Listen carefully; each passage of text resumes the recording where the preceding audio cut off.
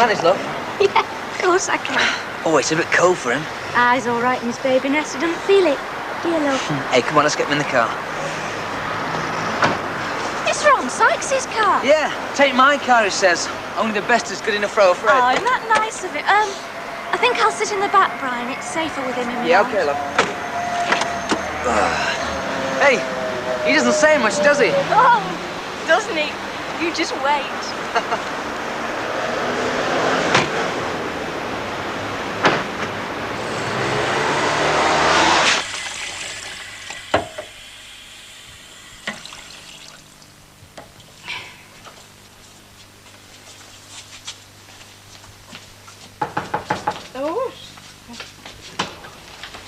Hiya. Oh, what a morning. Snap. Oh, well, better a lot than none at all. Oh, absolutely. I don't know what you're going to put them in, though. This is the one and only vase. Oh, I'll find a jug or something, so I'm not proud. By gum, somebody's been busy. Well, everything's like a new pin. Well, I'm not against cleanliness, Ivy. I'm just against housework. Hey, you don't happen to have got out in for dinner, do you? Because I brought a plate meat pie and an apple pie. Oh, and I was going to throw together a quiche or maybe a duck with orange. I'll bet. Are you excited, Ivy? Oh, like it were me own. Yeah, me too.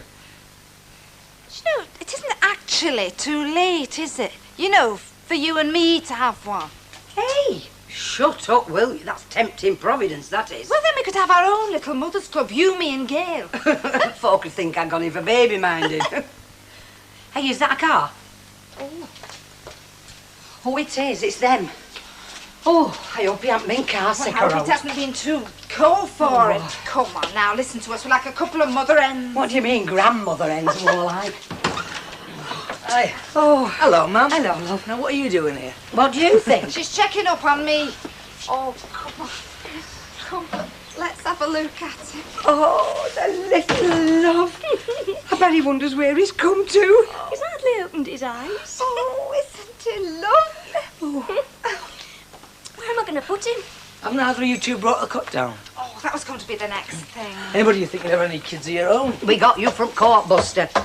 Gail, do you think I could hold him? I wish you would. He's getting heavy. Oh, come on to your Grandma Tilsley. Well, I want to turn next, you know. Ma'am. Well, he's obviously all right. How are you feeling, lovey? A bit tired, you know. House looks nice. Well, don't sound so surprised. Oh, I wish you were me own. I mean, stupid. You paying bus fares into town and I'm going in by car. I'll get there, even if I have to call them hands and knees while riding that flipping thing. I wouldn't be seen dead in it. Well, look, if that's your objection, that you don't want people to see you riding around in a car that's made in Germany, I'll throw a blanket over your head if you like. You never were much of a comedian. Any road, I want that shifting from my front door. Morning, Mr. Tatlock. What have I done? Oh, it's not you. Are you going far? The bank. Like a lift?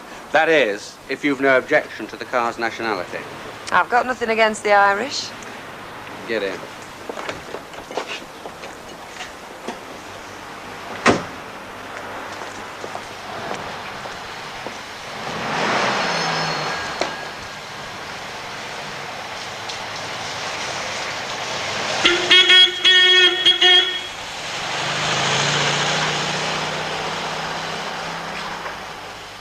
Sleep better in a warm room. Yeah, you know, I remember the first winter after I'd had Gail, it were bitter. I got no heating in the flat. Our little eyes used to be blue in the morning. What's the matter with you? Do you lot realise it's just taken 3 of you to put him to bed? So? It seems like a bad case of overmanning to me, that's all. You trying to tell us something? Me? No. Well, look, I might as well take the car back now, love. And maybe have a dinner time drink with your friends. Yeah, after having one. Go on with you. I'm just a bit worried, that's all. I mean, if I stay here with you three, you might just wrap me up in a blanket and stick me in a cot. Or put a nappy on you. I wouldn't put it past you. You're as bad as your dad, you are. Won't you having one? No. Perhaps I better not smoke with a baby in the house. I'm not desperate. I'm glad I don't smoke myself. Well, I mean, at one time, you know, we grandmothers used to smell of lavender water. Now it's fag ash, isn't it? Right, I'll see you later then, eh? Have one for me. OK. I think we'll have a cup of tea. Good idea. Hey, Gail, have you got any nappies you want washing, love? Yeah, there's a couple in a plastic bag in that case. That'll do 'em. That's, unless you want to do 'em. Oh, no, I think I'll save myself for when I take him out in the pram. Don't you think we'll make a lovely picture? They're only just wet. Why don't you go to bed for an hour? I think I will this afternoon. Now, is there anything you want, for him? I don't think so. Only strength. If you ask me, they let you out too soon these days. Hour in 10 days we have, Brian. I'm fine, Ivy. I wanted to come home. I thought you said you were going to feed him yourself. I was, and I went off the idea. You're not sure of how much they're getting, are you, when you feed them yourself? At least you know when they're on a bottle. Yeah, but you never feel as close to 'em, love. Not as when you're feeding them yourself. No, I suppose not. Have you decided what you're going to call him?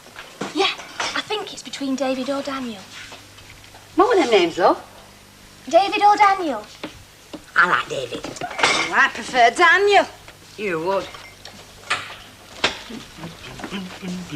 Morning, Maeve.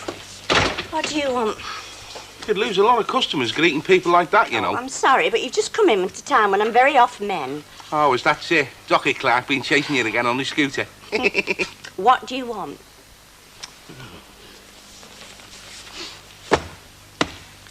Recognise them? Oh. Yes, they're from here. That's my writing on them. Do you know, I shall be a top cop on loan to Interpol. I recognise your writing and all. Well, where did you get them? Down in Entry off Russell Street where some skiving paper lad had slung them. Neil Grimshaw. Oh, do you know, it's causing me a lot of trouble this week, especially with Rita being off. You know, he comes in late and gives me a lot of old book. Well, fire him. Well, to tell you the truth, he's one of them cheeky sort. Well, I am a bit scared of him. I mean, you hear such stories, don't you, about teachers getting attacked. Mavish, would you like me to have a word with him? Come the Dutch uncle bit. Would you? You see? Us fellas do have our uses, don't we? Look, will he be in tonight for his papers? Yes. Right, well, I'll tell you what, I'll be sort of hanging round, accidentally on purpose, you know. Thanks ever See so ya. much. If ever I can do anything for you any time, you know. Oh, I'll be down for the bath tonight. You can scrub me back.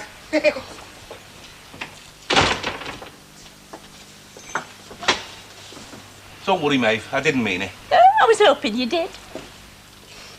I mean to say, we're a waste of time, me farting in first lot, and all them lads at second lot.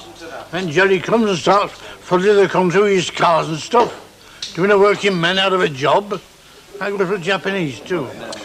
But if our cars and stuff were better than their cars and stuff, Mr. Tatlock, we wouldn't have to worry, would we? I knew you'd take that attitude. I'll have a bowl of soup. You see, I don't have to worry about competition where my soup is concerned, because it is beyond compare. Hey, I'm going to get that car shitted from the front of my house in the street. You can't do that, can you, Al? But, I mean, it might be your house. It's not your street. I mean, Ken is fully entitled to park it there if he wants to. I don't think that's entirely true, you know, Betty. You can't park anywhere, not these days. Oh, not if there's no yellow lines or anything. No yellow lines or no yellow lines. You can be done for obstruction, Albert.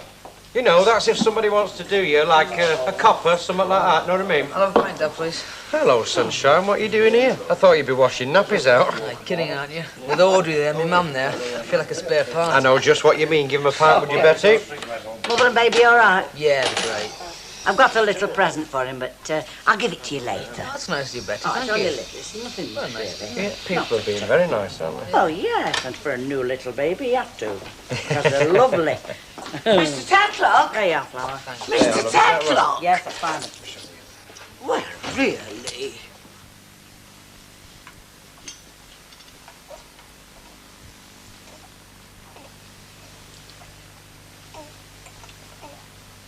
Have you seen yourselves? Hey? You were miles away. What were you thinking about? What I was thinking about when I just had you. I was all on my own. Errol Flynn had gone. I just didn't know how I was going to bring you up. You did, though. And now you have increased and multiplied. I suppose that's what keeps the world going round. What about you, Ivy? What were you thinking? His future's likely to be. Terrific. Well, he's got a better start than his man had. And Brian, I dare say. I mean, didn't they used to call Inkerman Street Jam Row? No, they did not. Oh, no, that's right. It was Oilcloth Terrace. Ma'am. Wonder who that is. One of your lovers who's heard that you're home. I told him to stay away for at least a week. There you go. Oh, come on in, join the club. I can't stop long just to fly and visit. One of the lorry drivers was coming this way, so he gave me a lift. How are you, love? I'm fine, Elsie. Oh, no need to ask how he is. He's beautiful, isn't he? You'd like a cup of tea, Elsie? Hey? No, as a matter of fact, I've got something better. What better cause for a celebration than now, eh? Good idea, Elsie. I shall go and get some glasses. I've got him a present. I'll bring it round later. Oh, what is it, Elsie? Pair of cot blankets? She'll have knocked some up out of some old remnants. Cheeky bitch. Oh, he's beautiful, isn't he now? Beautiful. Crikey, not another one.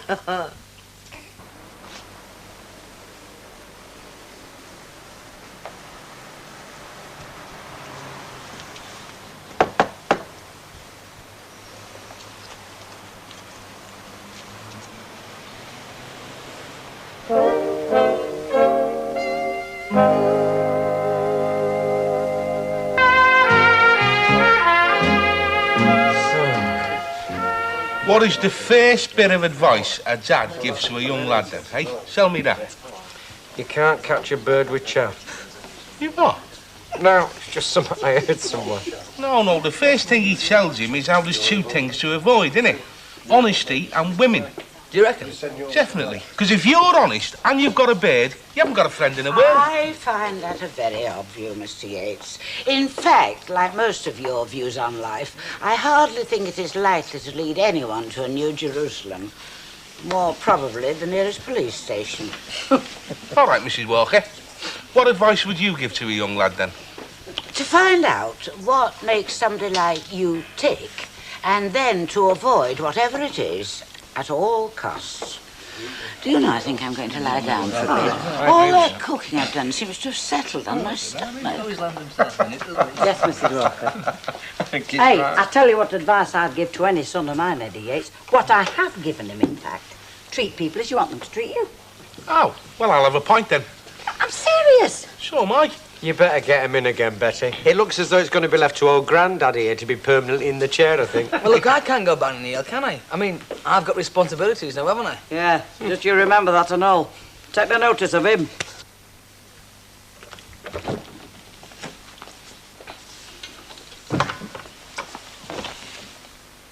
What are you doing here? I live here, remember? Oh.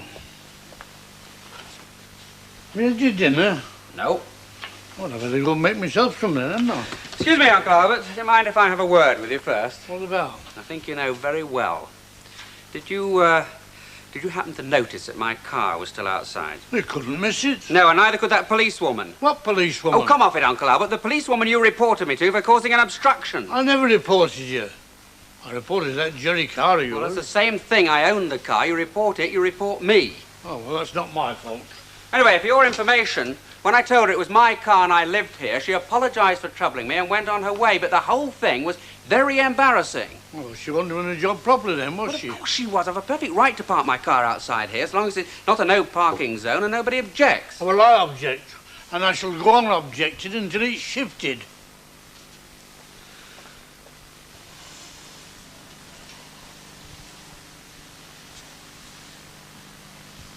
What's your opinion of dummies? Hmm? Dummies. You know, dummies. What do you think of them? Why, you've not gone and got him one, have you? Have I, eckers like?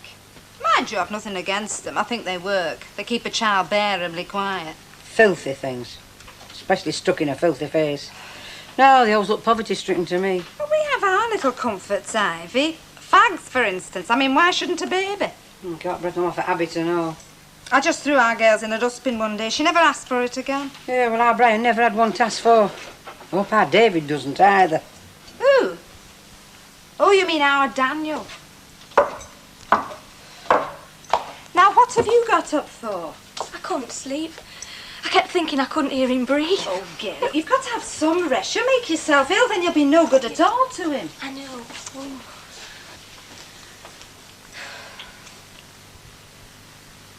I wonder where Brian is. I'm just thinking same about Bert. He's supposed to be calling here and picking me up. No. Look, shall I tell you what it is about nuclear weapons? Shall I? Look, the thing is, if it comes to a choice between a war, say, with the Russians and them installing a few commissars over here, well, I'm all for getting the welcome Ivan mat out myself. What, have them conquer us? Well, what's the difference between them and scuffers? Oh, rubbish, that. Look, can I ask you something? Have you looked around you lately? You what? Everybody's gone but you. The place is empty. So? Don't you think it's time you went home? Especially him. He's celebrating becoming a father. And what are you celebrating? I'm celebrating. I'm celebrating becoming a granddad, love. I wonder if little Gail's celebrating. I doubt it. You're dead right, Betty. She'll be doing what all young mums are doing at this time of the year. Holding the fort, not to mention holding the brats. Well, we're just this minute going, weren't we, Dad? Just this minute going. Can I get you a drink, Else? Pardon? Can I get you a drink? Gin and tonic? Well, go on then. Same again, Betty, and don't forget one for yourself. You're as bad as they are. Just a minute. I'm not a young mother. I am a mature, good time girl. And since our Martin left, I think it suits me better. I agree, Elsa. Yeah, so do I, Elsa. OK, the next round's on me. Good girl. Thank you. Thanks. Neil? Yeah? One or two people didn't get the papers this morning. In Russell Street. Didn't they? Well, I wondered if you knew why. No idea. Hi, Neil. Oh, babe, sorry I'm late. I had a bit of business, you know. Now, look, that's him there. Now, I've tackled him about it. Well, not tackled exactly, but I've given him a chance to explain. And? Oh, no explanation. Right, leave it to me. Look, Eddie, I don't want any violence. I mean, it might not be entirely his fault. Oh, don't give us that deprived family background business, Mavis. I had one of them, you know, and look what a perfect gent I turned out to be. Oi, Mush, want a word with you? You're supposed to deliver papers, right? What do you think this is? A crisp bag or something? And you get paid for it, right? If you call it that. Right, well, in future, deliver them, don't sling them. I don't even know you. I work for her. Is she saying I've been slinging them? Yes, she is. Mavis? Well, it does look like you have been, yes, Neil. Well, I say I haven't. And anybody who says different is a liar. Look, I'll tell you one more time. Don't sling the papers. Then you're a liar then, aren't you? Mush. You can get someone else to do your bleeding papers.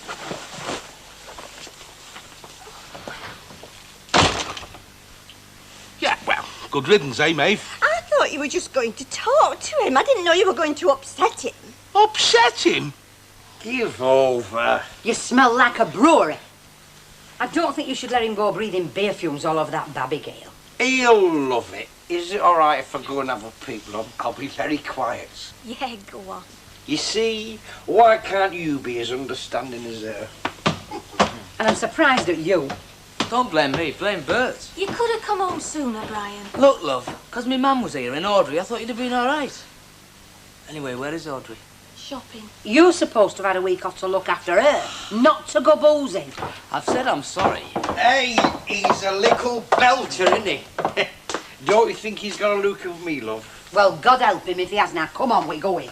Going, my sweet, we've only just come. We're going, Bert, because I've got a lot of work to do at home, and I don't expect you've done much.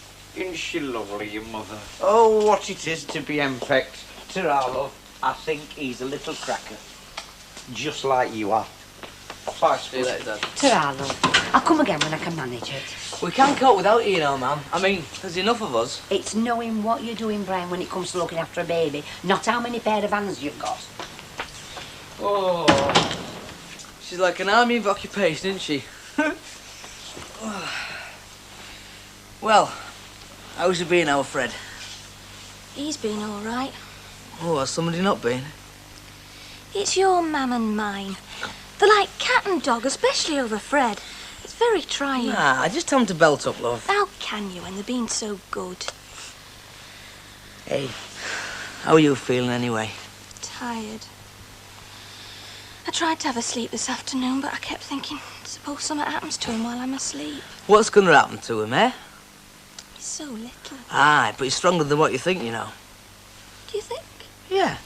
Well, pups and that are, aren't they? I mean, stronger than what they look. He's not a puppy. No, but it's the same thing, though, isn't it? I can see you're going to be a lot of help. And he's totally unrepentant. I mean, if the penalty for parking the car out there was a life sentence in Alcatraz, he'd still have reported me to that policewoman. The old devil. You can say that again. Well, he'll come round. I mean, you can't carry on a vendetta against a car for the rest of your life, can you? Uncle Albert can. And what am I doing here? You know, living here, I mean. In this decrepit old house with an old man who's still fighting the Great War. I mean, it's like a scenario for a horror film if you think about it. Well, it's just happened, hasn't it? I mean, happened to you. These things do. They creep up on you, and suddenly you're in a situation you'd never have wished on yourself. We shouldn't let them happen, should we? I mean, we shouldn't. There's no excuse, especially for me. No ties, good job, good health. If anybody should be master of his destiny. Look, I tell you what.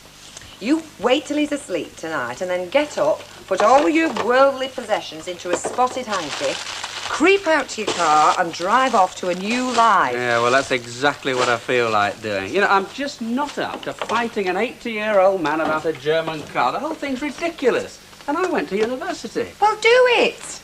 Ta-da. Cheerio. Oh, thanks for bringing the bread. I should have thought you'd have had enough for one day. You don't keep it inside you, you know, Betty. You get rid, like tea and coffee and that. Well, there's no need to be coarse. Hey, I reckon you do a bit of trucking and trading in second-hand cars, don't you? Oh, not me, Albert. Mind you, I've got one or two mates in the motor trade. Why? Oh, no, I just asked. That's a funny sort of question to just ask, isn't it? It's like asking if I keep an elephant in the house. Well, I thought perhaps you might do our Ken a favour. Oh, no. I've had a very nasty experience today doing people favours. What sort of favour? Well, he didn't like his new car, and I thought you might get someone to take it off his hands, or even do a swap, as long as he didn't lose too much money. And he'd be very grateful, financially grateful. I'll see what I can do, Albert. Right, thanks. It's our Gail's little boy. Well, it's our Brian's little boy and all, you know. You're right. It is Gail and Brian's little boy. It is not yours and Audrey's, is it? She'll want watching, that's all I'm saying. Everything's fine with Gail and the baby, I believe. That's what you think. Oh, yes. Great, Mrs. Walker. Just great. Grandma's are at Dagger's drum. Very good. Now, listen, you. It's not me that'll be causing any trouble. It's Audrey. Hello. Where have I heard that one before?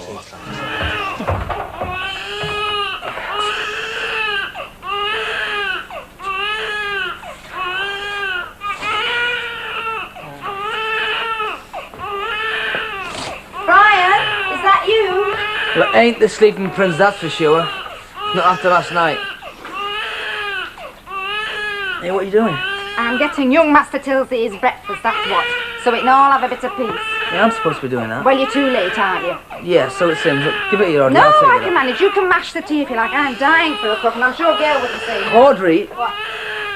it's very nice of you, Yes, but... I know it is, lovely, but don't fret. I shall get my reward in heaven. Audrey! Listen, look, I've got to start sometime, you know. Lovely, you will learn soon enough. Oh, just listen to the lad. He's got lungs like a pair of fire bellows, just like his mam. Come on, lovey, the kettle's boiled. Get busy. Yes, Mrs. Garside. Yes, well, I'll be round as soon as I can. Yes, and I'm very sorry. Bye. Could I have a packet of tissues, please? Those small ones will do. I take it you have had your paper this morning. Yes, love, but I haven't had time to read it yet. Why? Oh, I've had a bit of trouble with the paper, lads. That phone's never stopped since 7:30 this morning. Oh, yeah, which one is this? Kevin, the one that's always ailing? No, it's not, as a matter of fact. I'm 3 short. 3? Yeah. What have you been doing with them? Eating them for breakfast? Now, I had a bit of trouble with one of them last night. Neil Grimshaw. Oh, Perhaps yeah. you know him. I know him all right. Yeah, well, he's packed his job in, and now another 2 haven't shown up. Well, I'm very sorry for you, love. We've all got problems. Me particularly. If I'm not behind that counter in 10 seconds flat. See you, love.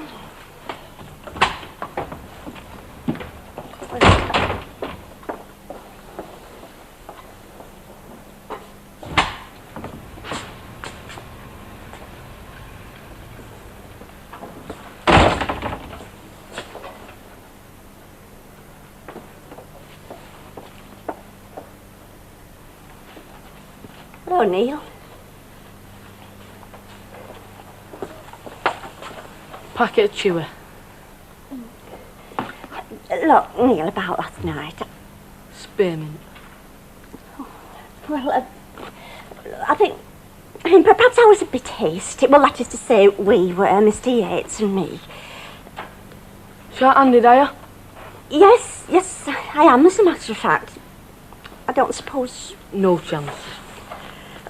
Look, I don't suppose you've seen anything of Philip and Malcolm, have you, this morning? Only it's not like them to let me down without a word. Me? Why would I seen any of them two? Well, I just thought... I'll see you.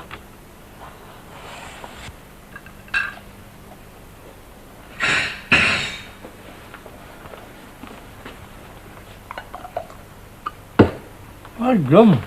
You're in a rush, aren't you? I thought you finished. Well, it'd be nice to be asked. Uncle Albert, have you finished with the marmalade? Yes, I have. I know who's going to get fed up first, you know, and it won't be me. All right, I'll get it.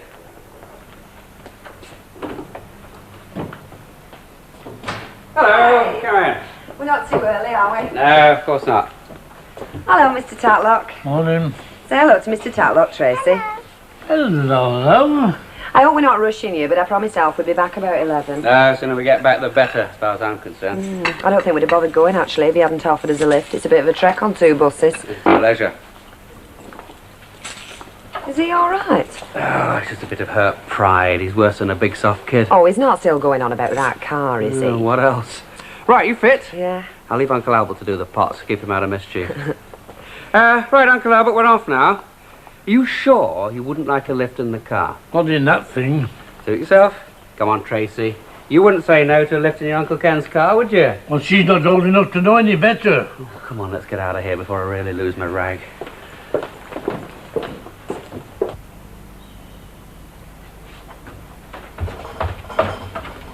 Put those 2 nappies in a bucket, love, okay? Sorry. It's all right. Gone off now. They've been marvellous, innit? He bawls his eyes out all night and sleeps his head off all day. Not that bad. He only woke up once. I bet you were as bad. Never. I was a perfect baby, I was. The only one in history, then. I was. Where's Audrey? She out the back? Oh, she's gone out shopping for me. I don't believe it. Now what's up? Do you realise that this is the first time that me, you and the nipper have been alone since we came home? Eh? Oh. You were saying? I don't believe it. I don't believe it. Hello, Mum. Hello, love. Gail, I know you're not expecting me, love, but I thought I'd give you a surprise. Oh, just look at him, bless his little cotton socks. Is bowling gone soft in his old age, then? Hey? Aren't you supposed to be at work? Oh, yeah, I see what you mean, love. No, I've got some time due off to me, so I've been saving it up. I thought you wouldn't say no to another pair of hands. You've done more than enough already, Ivy. Don't talk so daft. I can't do more than enough for my own grandson. Can I, you little judgy face? Right, thank you very much. I think I'll take this one. Doesn't seem to be much to choose between them. No, that's very nice, though. I like that one myself. What have you bought for the baby? Or is it a secret? Oh, no, of course it isn't. I've got a cardigan. It's probably much too big, but I thought Gail could put it away. Things like that always come in, don't they? I suppose they do. Oh, they are lucky, aren't they? Yes, they are. You know, I've often wondered what sort of a mother I would make. Have you ever felt like that? Oh, I mean, not so much now, because I wouldn't have the patience for one thing, but, you know, when I was younger, if things had been different. Well, I suppose if I'm honest, I do. I suppose having Tracy around the house had something to do with it. It seemed quite strange after they moved out. She's lovely, isn't she? She must be a great comfort to Deirdre. And she's certainly a credit to her. Do you know what? I reckon that Deirdre would have been a different person altogether if she'd been left on her own without anybody. Oh, look, I'm sorry, Emily. I didn't mean... No. Of course you didn't. That is right, isn't it? Yes. Look, perhaps I'll call round then later on. Yes, all right. I'll see you later then. Oh, hello. Right. Hello, Duchess. Hello, Amy. Well, I didn't expect you to hurl yourself into my arms, but a smile wouldn't go amiss. I'm sorry, I was miles away. What can I do for you? Well, nothing really. I just popped by to make sure that we was all quiet in the Western Front. Don't think I'm quite with you. The Grimshaw kid. Oh, him. Not been pestering you, has he? Well, I could be doing the lad an injustice, but... Well, 2 other lads didn't turn up this morning. Now, it's not like Philip and Malcolm to let me down without a word. And, you see, Neil's always been one for throwing his weight about. And, well, I don't know, but I mean, I just thought... Because I haven't got any proof, but... You will have when I've finished with him. Leave him to me, I'll sort Oh, it now, out. no, Eddie. What, after all the aggro he's given you? Yes, I know, but I mean, he hasn't been much trouble up till now. Well, not to me, anyway, and... Well, I just think things like this can send a kid like Neil off on the wrong track. I mean, well, he hasn't had an easy life, you know, so far. I mean, well, I'm sure his mother does her best, but a growing lad like that, he's bound to miss a father. Look, what you're saying is, all he needs is a fatherly chat, right? Well, yes, I suppose I am, really. Right, well, I reckon I can manage that. Well, would you? Leave it to your Uncle Eddie.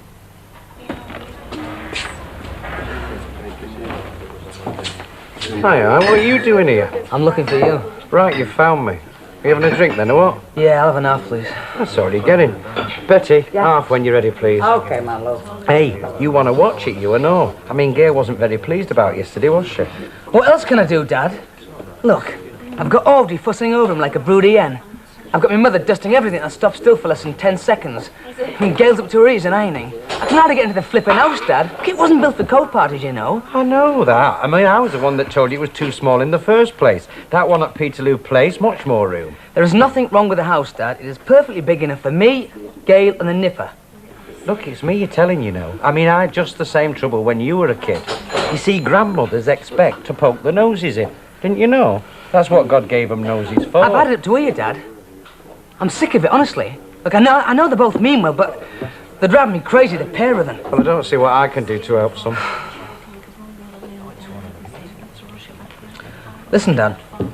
If you have a word with Mum, she might lay off for a bit, and Audrey might sling her hook as well. Look, you've no chance. But, Dad, look, There's I've got... no chance. Look, son, as long as Gail's mother's in your house, wild horses are not going to drag your dear mother away, are they?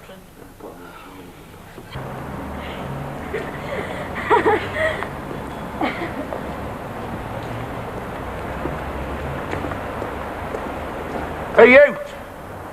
Talking to me? No, me flaming shadow. I think you and I ought to have a little talk. I've got now to say to you. Well, I've got plenty to say to you, Sunshine. Now, come on. Get off, will you? Listen, did nobody tell you it's rude to walk away when someone's talking to you? What do you want? I hear you've been doing a bit of leaning.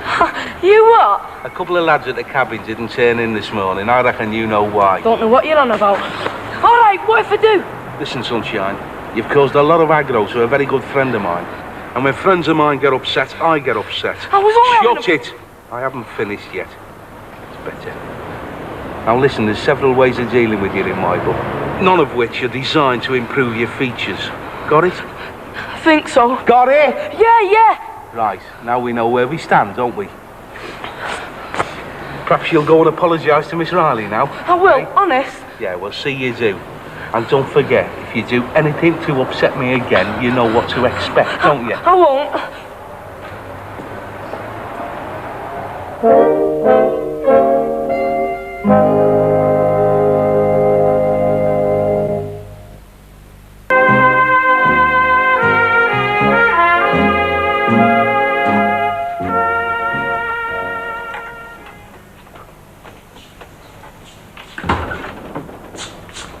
Hi, love. Still at it? You have come home then? Yeah. Bought you a couple of bottles. I thought you might fancy something. You've been quite happy with my husband. I've not been long, love. I thought you'd taken time off work to help me, not slope off every 5 minutes to the Rovers. What's the flaming point? What is the flaming point, Gail? With Audrey and my mum hovering over him like a pair of vultures waiting for his first whimper. Where are they both now, eh? Perched on the roof? They've gone to the chippy, if you must know. And I'd be very grateful if you wouldn't call my mother a vulture. She's been worth a weight in gold to me, and I'm very grateful. I know she has, love. We can have too much of a good thing, you know. Well, what about you? It's not just my mother that's becoming a permanent fixture around here, you know. I know my mum's just as bad, Gail. But can you see her stopping away while Audrey's still here? Can you? No chance. She's his granny and all, you know, love. Look, love, I don't want to argue with you. All I want is the three of us just to be left alone to get on with it. Just me, you and the nipper. Well, that's all I want, Brian. But it's not that easy. So you'll have a word? I'll drop a few hints, yeah. There'll have to be more than hints, Gail. Look, if she's not gone by tomorrow, love, I'm going back to work. And that's a promise. Not off, are you? Well, I haven't got time to buy you a drink, if that's what you mean. Well, that's no way to speak to someone who's doing you a favour, is it? Me? Well, mind you, I haven't had much luck just yet. Sorry, Eddie, I'm afraid you've lost me. Wheels. Driving. The car I'm getting you, you know. Well, I'm afraid, Eddie, if you hadn't noticed, I've already got a car. Ah, yeah, but it's a foreign one, isn't it? Right. And I happen to be perfectly happy with it. So you're not interested in the Part X? No. Not even if the price was right? Not even as a gift. In spite of what a certain person not a million miles from here might have led you to believe. You don't give up, do you? No, I don't. It's a good job for you and millions like you that I don't. Especially when we're up to the neck in muck and bullets in trenches. I reckon if anybody owes you a drink for your trouble, he does. Hey, next time you open that big mouth of yours, just think on. There might be a bus coming.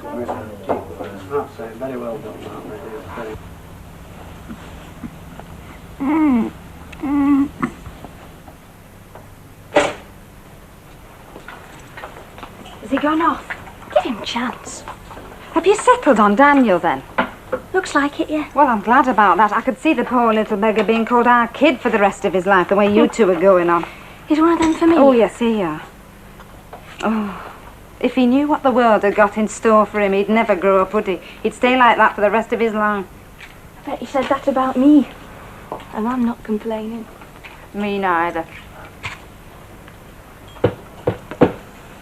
Mum? You've been ever so good to me since I came home.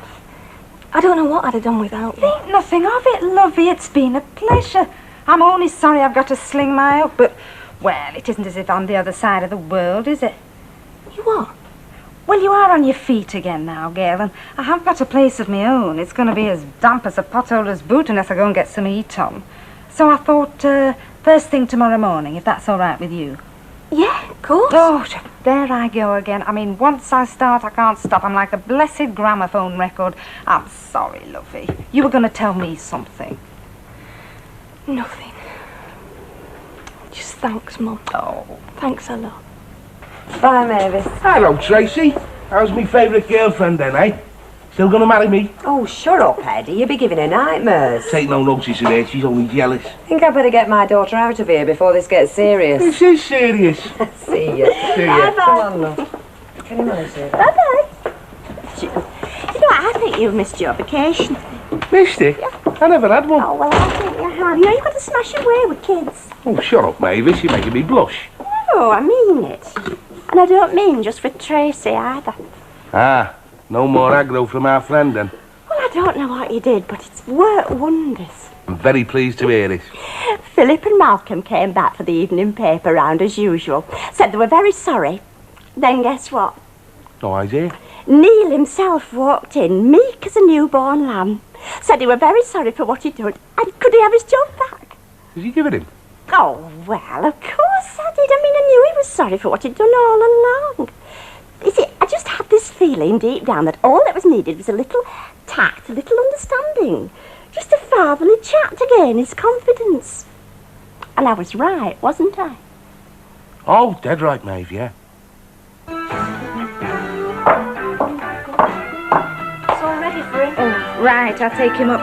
Come on, say goodnight to Daddy. No, no, Mosey. Oh, he's sweet. Oh, yeah, I get that. Hello, Elsie, come in. Not stopping, only popped in for a minute. Gail, Chelsea. Hello, Elsie. What are you doing? Well, I brought you a present. Well, it's for him, really. It's not much, but I wanted him to have something. Obviously, if we get many more, we'll have to buy another house to put them all in. Thanks. Can I have a peep? Yes, me mum, and eating him. Oh, they're lovely at that age, aren't they? Well, we think so, don't we, love it, eh? You know, I think he's got ever such a look of you, Brian. Hush it up, yes. Look, he really should be in bed. Oh, right. Say goodnight to Mum and Dad. Oh, Mum and Dad, didn't it make us sound old? Well, wait till they call you Grandma and Granddad. I'll thank you to lower your voice when you say things like that. Join the club. Are you coming? Yeah, in a minute. Right. Come on. I'm glad you popped round, Elsie. I wanted a word with you. Oh, why me? Well, I wanted to ask you a favour, really.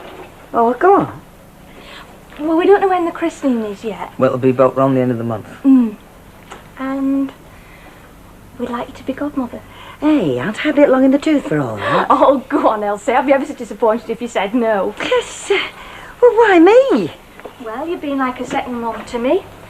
And if it hadn't been for you giving me lodgings in the first place, I might never have met Brian. Oh, I see.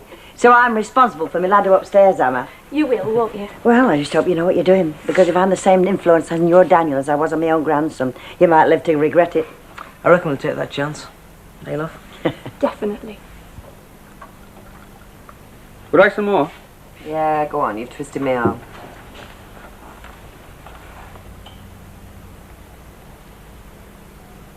Cheers.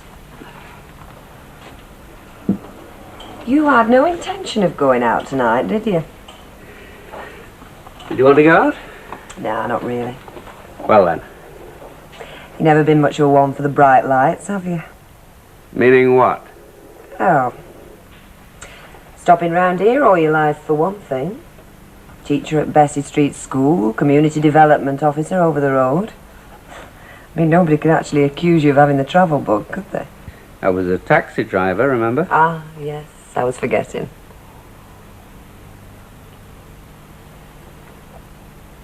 Why did you stop round here?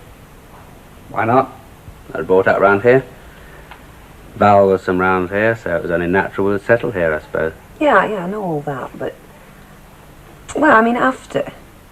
You know, once Susan and Peter were settled at their grandma's, you could have gone anywhere the fancy took you, couldn't you?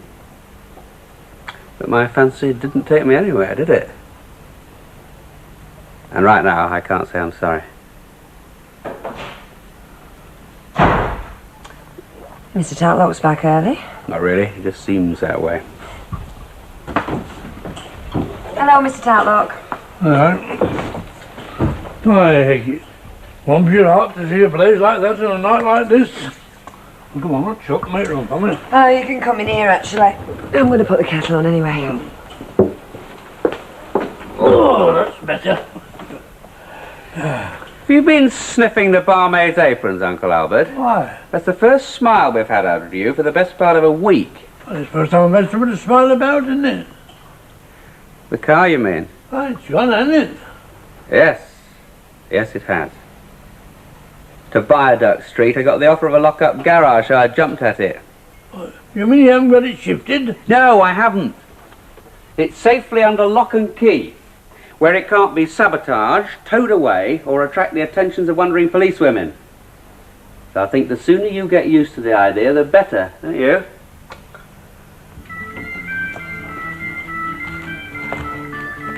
That's funny. Well, why am I laughing then?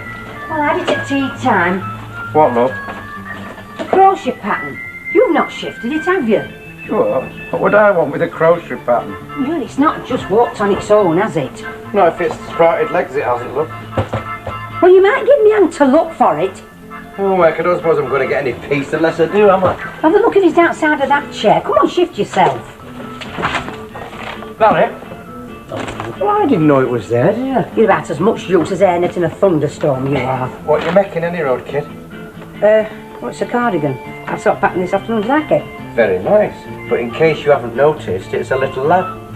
That is for a little lad or a little girl. It don't really matter much at that age, does it? Oh, well. No wonder they grow up with long hair and hips like hat pins, then. Bert. What, love? Front door. You go, kid. I've got my hands full, haven't I? Oh, Lecky thump. Hello, Elsie, love. Come in. Hello, Bert. I'm not interrupting anything, am I? No, of course you're not. Bert, turn that thing off. Oh, is it for the baby? Yeah, nice, you like it? Oh, it's lovely, isn't it? You know, that's one thing I've never been able to do. Sit down and concentrate for any one thing for more than 5 minutes. I know just how you feel, love. Taking a notice, Rim. What can I do for you? Will you be going near your girls tomorrow? Yeah, I thought I might pop in, yeah. Well, it's just that this is an old shawl of our Linda's, and I thought your girl would have far more use for it than I would. Could you drop it in? Yeah, of course I will. Oh, thanks. Hey, can I twist your arm, Elsie? I don't think so, love. I've got to go back home. I've got a pile of ironing, that I. All right, then, suit yourself. Besides, I've got to cut down. I mean, I don't want to be looking like a bag of chips at the christening, do I? No. Christening? Will you be going then, will you? Yes, there's no show without Punch. She's asked me to be godmother. Godmother? Yeah, and here's me thinking the next time I went to church I'd be carried in a long black box. Anyway, thanks for taking it, love. Save me the trip. See ya. Ta-ra, love. Ta-ra. Has Gail gone and flipped her lid, or what? Elsie Tanner? Godmother to our David? Well, what's so odd about that? I mean, her and Gail were very close, weren't they? I don't care how close they were, Bert. If Gail thinks I'm having Elsie Tanner standing as godmother to my grandson, she's got another thing coming. Hey, I could have done with staying in bed this morning. I'm saying myself every morning. Oh, look at that face. You want to settle for it? You're getting older. I'm not that old. Nobody could be that flaming old. Hey up. Mirror, mirror on the wall, who's the idlest of us all? Alvira, right? Do you know, I was just saying how lucky you are having girls like us working for you, when we could be out modelling or something. I know I am. I know I'm lucky. Every morning I ask myself what I've done to deserve it, when I'm not asking you lot when you're going to start working for a living. Well, I was waiting for the chirpy call of the supervisor, but somebody's gone and given it a week off. I gave Ivy the week off in response to a popular demand from you lot, so she could look after her grandkid. If I hadn't have done, I'd have been a miserable so-and-so, but now I have. You can't work because you haven't got a supervisor. Hey, you can't win, can you? Well, I make the pay packets up. I'll show you who can win. Hey, we could have done a lot worse than him, couldn't we? Hey, have you heard latest? Young Gail's asked Elsie Tanner to be a godmother. Elsie Tanner? Ivy'll go hairless. Hey, from where I hear, she's already gone. No, I'd only be on my own if I went down the yard. So I thought I'd do these invoices in comfort at home, you see. Who's complaining? Do your little invoices. Just stop overworking your conscience. You might need it for something that matters. Like what? Yeah, I don't know what you get up to. Anyway, if they do ring the yard, I mean, they won't get a reply. So they're going to ring on here, aren't they? Will you shut up about it? Just make yourself comfortable, turn up the central heating, brew a pot of tea when the spirit moves you and get on with your work. There's no reason in God's name why you should... Oh, no. Now, how could I forget about her? Hello, morning. Now, would you like me to start upstairs first? Hang or on shall a I- minute, Hilda. Just stand still while I talk to you. Yours to command. Yeah, well, Mr. Fairclough decided to pamper himself today, so instead of working in the office, which is twice as warm and comfortable as the shop I have to spend my days in, he is going to be doing his bookkeeping here in the comfort of his own home. So... You want me to be quiet? Better than that. I want you to be absent. So, how about you come back here, say, 3 o'clock, do a couple of hours then? Oh, yeah, now that could suit me very well. Right, that settles that then. Yeah, well, it's a poor do if the boss and the workers can't come to a mutual understanding. Who's the boss? Oh, he's a rumman, isn't he? He's hilarious, yeah. Try, Hilda. Yeah, ta-ra then. Have a nice day.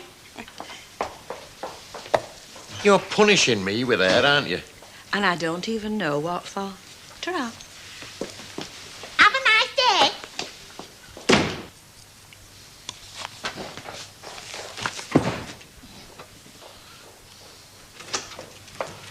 Thought you were working. Well, I could say the same about you, couldn't I? By the heck.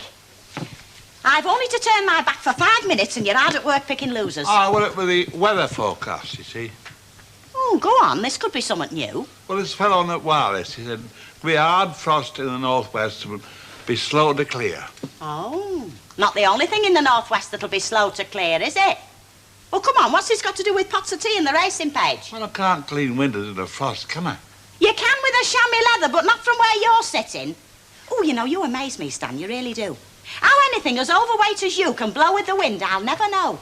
Only yesterday you were saying these forecasters are always wrong. Now you're organising your life round one of them. The day could come, couldn't it? By heck, it certainly could. Stanley. Oh. I think it's time you and me had a serious talk. Oh, what's the flipping use? Go and get us a cup and saucer.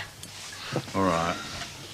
You see, when it's frosty and you put the water on the windows, it freezes. Don't push it, Stan. Oh, hello, love. Hello, Chuck. Hey, I thought they gave you 2 weeks off so you could help Gail with the baby. Well, what do you think I'm doing? Listen, don't you be so sarky, you. What Doesn't are- suit you. What are you doing, any road up? I'm doing Gail's washing for her, aren't I? Listen, if you did your job half as well as I do mine, You'd have little cause for complaint. Charming. Oh, you know what I mean, love. It's a good job I've got a sense of humour, otherwise I might just dash out and shoot myself. That'll be the day. Did you go to dairy then? Yeah, I was late. What? They set a time and you didn't make it? No, I don't. I mean, I was 10 years late. They don't want anybody over 40, do they? Oh, well, I'm not surprised, love. I mean, you're out all weathers, aren't you, in that job? So what? I've still got my health and strength, haven't I? There used to be bits of kids off every other week with silly little colds and all that where I was. Yeah, but that's a frame of mind, isn't it? I mean, they could stand it better, couldn't they, than you if it came to push? Hey, don't you shove me on the scrap heap just 'cause I'm over 40, you know. There's enough people doing that. I mean, you've only got to look at this. Situation's vacant. Look here. 25s to 40 down here. Under 40s only. I mean, what's the flaming magic about being under 40, eh? It's discrimination. It is, you know. Yeah. I mean, they can't put whites only, can they? I mean, they can't even put men or women these days. But it's not the same, Bert. Look, of course it's the same thing, innit? Look, if you've got a heavy job you want doing, you can't put men only, can you? Not even if it's a job a woman can't do. So how come they can put under 40? It's the same flaming thing, innit? So take them to court. Yeah, well, I might just do that, clever clogs. See what happens. I'll tell you what'll happen.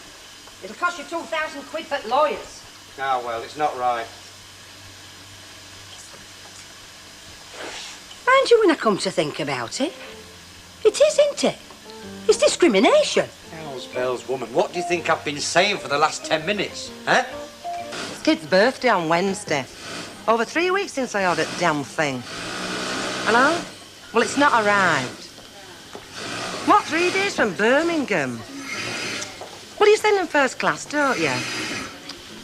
Well, no wonder it's not arrived. Ah, well, it better. Ain't it? It's last time I deal with you. You know, money they charge for posting and packing, and they send them second class. You'll be second class if you don't get back on that machine. I won't mind, but... Oh, it frightens you to death, doesn't it? Hello? Baldwin's? No, I'm afraid he's out at the moment. Can I take a message? Oh, hello, Mr. Baldwin. Oh, what a shame. Which station did you say you were at? Oh. Well, I will, but I don't know what time he'll be back. You know what these bosses are like. Well, I tell you what, why don't you get a taxi? Of course he will. You're his dad. Right, love. See you soon, then. Bye. Old man Baldwin. He wanted Mike to go down and pick him up from Piccadilly Station. And you told him to get a taxi? Well, you can't have him stood there freezing cold, can you? Well, Mike would. Get on. He's a loving son. Oh, hello. Could I ask you what you're doing in here? Oh, hello, Mr. Baldwin. I was just answering the phone. It was your dad. Well, Dad? Yeah. Well, what did he want? He's at Piccadilly Station. He wanted you to go down and pick him up. Well, how long ago was this? Well, just now. But I didn't know what time you'd be back. Anyway, he's getting a taxi. A taxi? Well, you know he'd be paying for that, don't you? Whose bright idea was that? Your dad's. He said he couldn't wait to see you now we were here. Well, go on then, back to work. Here, hang on a minute. How come it takes two of you to answer the phone? Well, she's my mate, isn't she? Your mate? Yeah, she protects me like, you know. Oh, I see. In case a hand comes out the phone and grabs you by the throat, is that it? Give over, no, we do things together, don't we? Oh, do you? Well, you'll be able to stroll down to the dole queue together then, won't you? Next time I catch you both in here. I don't know, you do some folk a favour.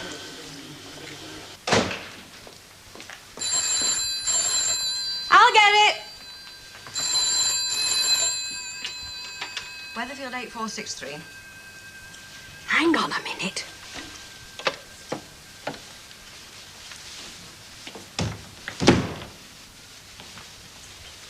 Do you want to get me shot?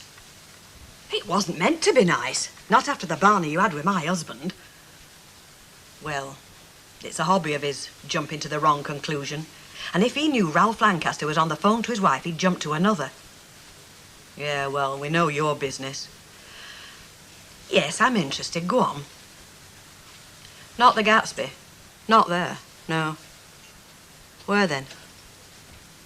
Oh, yeah, I've heard of that. Stockport, isn't it? Yeah. When? Tomorrow?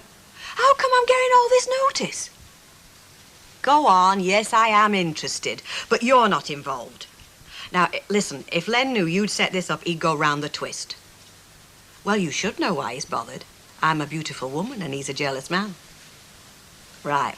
OK, then. Well, it's 10 o'clock, tomorrow night, Ace of Clubs, Stockport. Right. Now, what do I wear? Me glamour or me tat? Here we are again, happy as can be. Oh, good pals. Hey, how are you, kid? Large as life and twice as natural. Miss me, have you? She's never stopped talking about you. Well, she goes for the older man, you know. Hey, and by heck are you older? Yeah, and wiser, and wiser. There's no substitute for experience, you know, which you girls will find out, if you're lucky, that is. Hey, watch out, tell me husband. Husbands, I eat them for breakfast. I'll see you later. No, hang on. Taxi, £1.70 on the clock. Couple of quid, okay? Oh, God bless you, Governor. Do us a favour, darling, will you? Anything for you, darling. Seeing the taxi was your idea. You can have the pleasure of playing the cabbie. Keep the change. Right. Happy New Year, son. Happy New Year to you, too. And what ill wind blew you up here, then? Oh, nothing much. Just a few little local difficulties. The sort that crops up from time to time. I say it's a bit nippy, you know. Got something wet and warm tucked away, have you? What sort of local difficulties? Been skipping church again, have you? You're very near. Very near.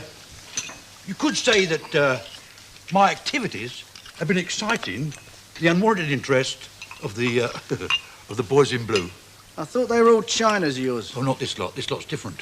What do you mean, this lot? The Vice Squad. The Vice Squad? Yeah, cheers.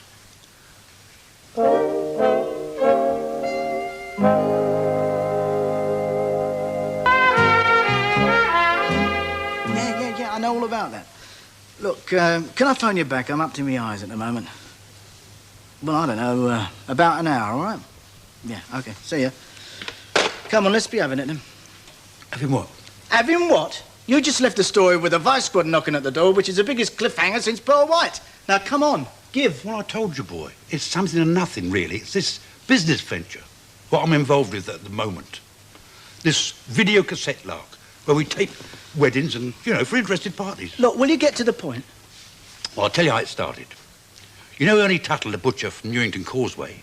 Right, well, he barges in, waving his cassette in the air, shouting the odds about how he paid 60 quid and all he got was 2 birds dancing about in the nude. But I thought you did weddings. Oh, we do. Well, what were these in? 2 impoverished bridesmaids?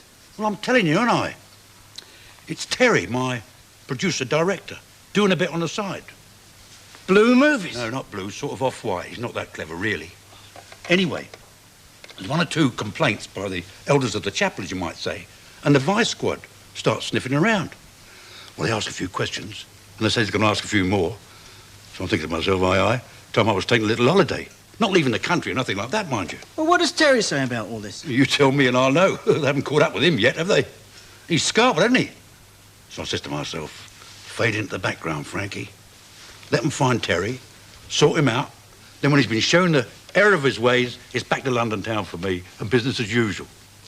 They'll only fine him 50 quid. He's a first-timer, see? And you say that you knew nothing about it? As God is my judge. Look, I've got my hand on my heart. Have you ever known me tell a steak and kidney with my hand on my heart, have you? Dad, why is it you always pick villains to get involved with, eh? Villains? Yeah. Terry's no villain, he was down and out. I took him in out of the goodness of my heart. You know me. Show me a lame dog, what do? You kick it. May God forgive you. As a matter of fact, I took him in because he reminded me of you. And you can get your hands off that, no? It's a good job your mum's not alive. With a Vice Squad knocking at the door, it's a blessing she isn't. Look, I knew nothing about it, nothing. You give me a couple of days, that's all. They'll be on the blow at the boys in Walworth. As soon as I get the all clear, I'll be back down there. What do you say? Get me a couple of nights in that hotel of yours. I'm best up here. I mean, them coppers, they could go mad and clap me in a ding-dong bell. And you know, my bronchitis always plays me up in the winter time. I could be gone in a week. All right, you get 2 days, and not a minute longer. I told them. I told the boys down there, don't you worry about me. That boy of mine up north, he's the salt of the earth. Salt of the earth. What's up? Nothing's up. I can smile at my husband if I want, can't I? What do you want? I don't want anything. Well, I do, actually. I want to tell you something. But promise you won't go flying off the handle when I tell you. Why should I? Well, it's something that... It'll make me go flying off the handle. Not if you're sensible, it isn't. It's just... Well, have had an offer of a singing job. And before you start, it is not the Gatsby. It's a place called the Ace of Clubs in Stockport. Don't know where the fella got my name from. I've got a damn good idea. It's your pal, Ralph Lancaster, isn't it? He started his funny tricks again, hasn't he? I've told you, it's not the Gatsby. And Ralph Lancaster isn't a pal of mine. He's somebody that employs me occasionally to sing and naught else. You could have fooled me. Anyway, this fella phoned me up and asked if I'm interested in a couple of gigs. So I said, I will have to talk it over with my husband to see if he's agreeable. So I'm asking, is he agreeable? I'm the most agreeable fella round here. But if I find that lover boy sticking his little nose for into the this umpteenth time, I've told you it is not the Gatsby, it's in Stockport. Are you saying I'm lying to you? Is that what you're saying? Because you better not, you know. Okay. Okay, what? Okay, yeah, go and do your jigs or whatever you call them. There you are, you see. You can be sensible if you try. And I wasn't accusing you of lying. I was just protecting my interest, that's all. I should hope so, and all. What did she want? Who?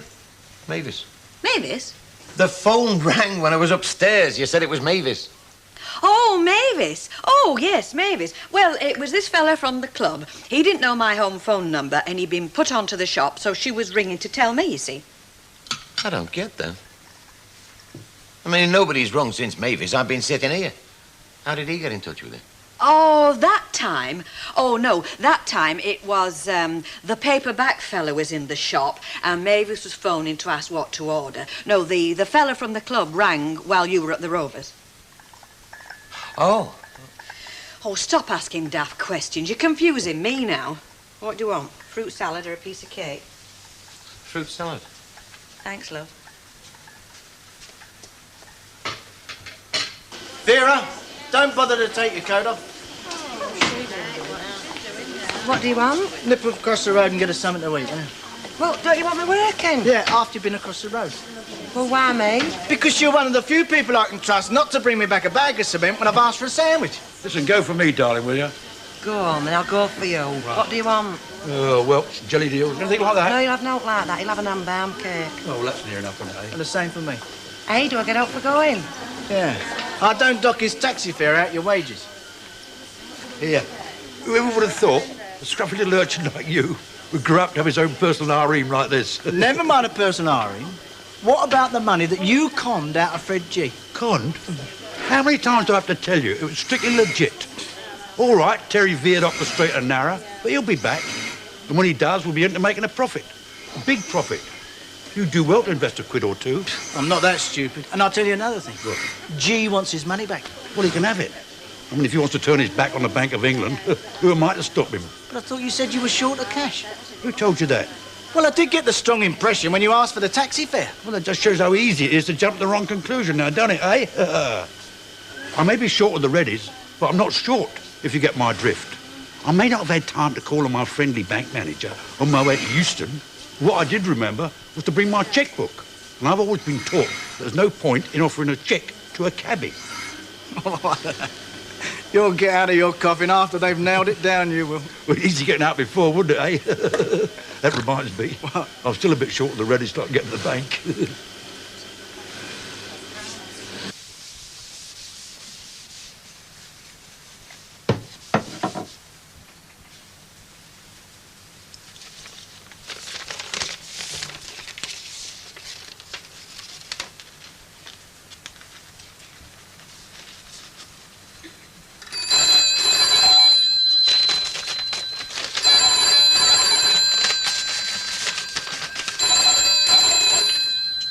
Hello?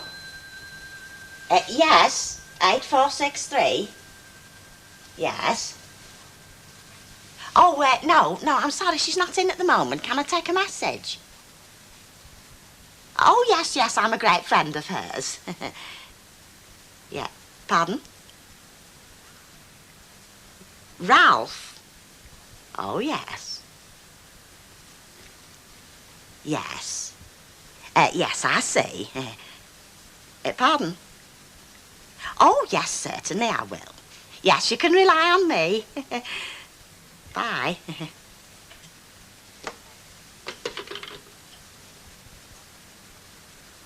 My favourite pub, my favourite people. How are you, my darling? I'm very, very lovely. How are you, Frankie? I couldn't be better. How's Fred? All right, mate. See you in a minute. Didn't expect to see you in here again. Well, I will turn up eventually, Stan. Ah, like a bad penny. Oh. Frankie, over there, I want to see you a minute.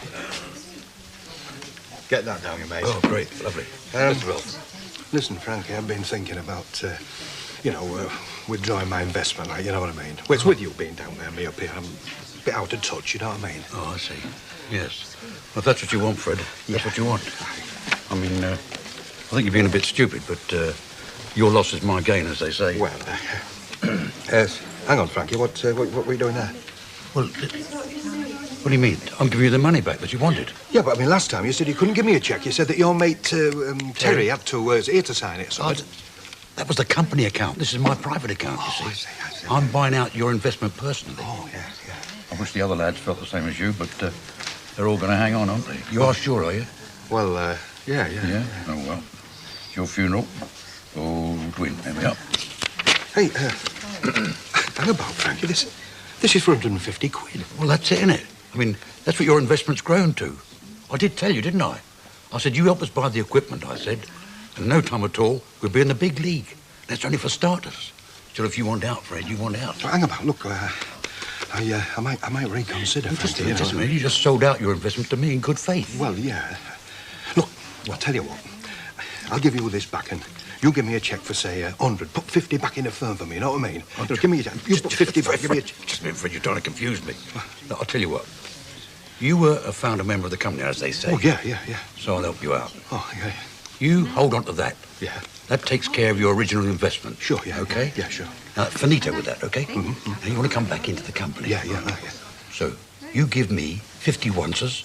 That takes care of my immediate cash flow problems. And you are re-enrolled as a bona fide member of the company. Oh, What's up? Haven't you got 50 quid? Well, yeah, but it's upstairs, see.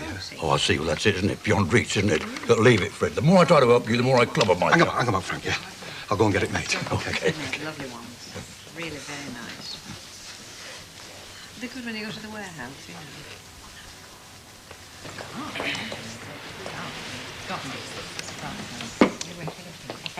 Hello. Is Len not in? Any minute now, Hilda. What do you want him for? Oh, no, it's your want. Just a quiet little word, like. Yeah? Well, I've just taken a telephone message for you. A gentleman called Ralph. Sounded very nice. What did he want? Well, he said, can you make it 9:30 tomorrow instead of 10? I see. Do us a favour, Hilda, will you? Keep this to yourself. Oh, that's what he said. Well, don't worry. Your little secret's safe with me. I mean, I'm a woman and all, you know.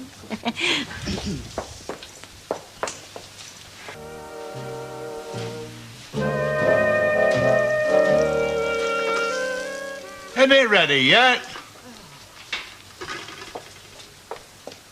Come on, shift yourself. I could have done an extra hour in bed this morning. Oh, do you know, if you'd spent 2 weeks in hospital, you'd still come out saying that. What do you call that? Well, I call it bacon, Stan. What comes from a pig. I know it's been, I didn't mean that. What did you mean exactly? Well, seeing I can't have egg, I like some fried bread and sausage or something. Oh, I've no time to do fried bread and I can't afford sausage. Besides, I'm starting first at the Faircloughs this morning. I thought I'd start there today. Makes a change, you know. Well, don't you want to know why I'm starting there first? Not especially. Well, you're going to get told any road. When I was cleaning round there, the telephone rang. Well, I had to answer it, didn't I? It was a fella's voice, asking for Rita. And when I said she weren't in, he asked if I'd pass on a message, like. He said, tell her to make it 9:30 instead of 10 o'clock, as they'd arranged. Now then, what do you make of that? Mixed up his time, I suppose. Oh, yeah. So why, when I told Rita, did she ask me to keep quiet about it, eh? Are you poking your nose into what doesn't concern you again? Luke, if I'm covering up for her, I want to know a bit more about it. I've a right to know. See you later.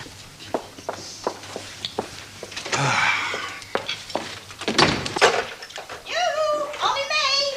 Hi, you're early, Hilda. Yeah, well, sooner you get started, sooner you get finished, don't you? Hey, I've just seen Len in the street. He didn't have much to say. All right. Here, he's not found out somewhat he shouldn't, has he? With me, Len never finds out something he shouldn't, Hilda. Because we wouldn't want him to do that, would we? Know what I mean? Shall we talk about your domestic chores, Hilda? Your little secret's safe with me, you know. Good. Now, if you start Safe as houses. I'm sure. Now, if you It's start... tonight, isn't it? I beg your pardon. It's tonight. 9:30 instead of 10 o'clock. That's what he said, Ralph. Sit down, Hilda. Sit down. Please. Oh, yeah. Are you sitting comfortably? Yeah. Then I'll begin. With the truth. Ralph is Ralph Lancaster, the manager of the Gatsby, and he was phoning me, talking to me about a booking for singing, not at the Gatsby. Got that so far? Yeah. And it's tonight. 9:30 instead of 10 o'clock as arranged, right? Right. Right. And the only reason I wanted you to keep your gob shut was I didn't want any daft gossip getting back to Len, because he doesn't like Ralph and he might get the wrong impression. Now, are you sure you've got all that? Oh, yeah. Yeah, they can be funny sometimes, men, can't they? But your little secret's safe with me, be assured of that. Good. Safe as houses. The greed in your eyes. Hey, 150 quid, eh? Ugh. Why don't you have it framed? 150 lovely smackaroos. Oh! Well, must admit, I thought Frankie Baldwin were taking you for a mug. Bet nobody takes me for a mug. Stands to reason, doesn't it? Surefire idea like that. Videos for weddings and do's, eh? Do you realise that there is 100% on my investment, that? Another 50 quid going on last night. I'm on a real winner bet. Go on, feel it. Feel it. It's very nice, Fred. I'm surprised you've not got it pinned to your string vest for safety. You don't think it's safe there, do you? Not even from Frankie Baldwin. Oh, give up. Actually, Fred, I'm a bit stuck myself this week, and I thought, you know, with you being a bit flush like. Well, go on then, go on. What, how much do you want? Well, I don't know. Well, go on. What, a couple of quid, what? Oh, I couldn't possibly take a fiver, but a couple of quid would be lovely. Couple of quid, there you go, Betlow. There you go. Thanks very much, Fred. Don't know what to say. Just forget it. Give me it back at the weekend when I get paid, eh?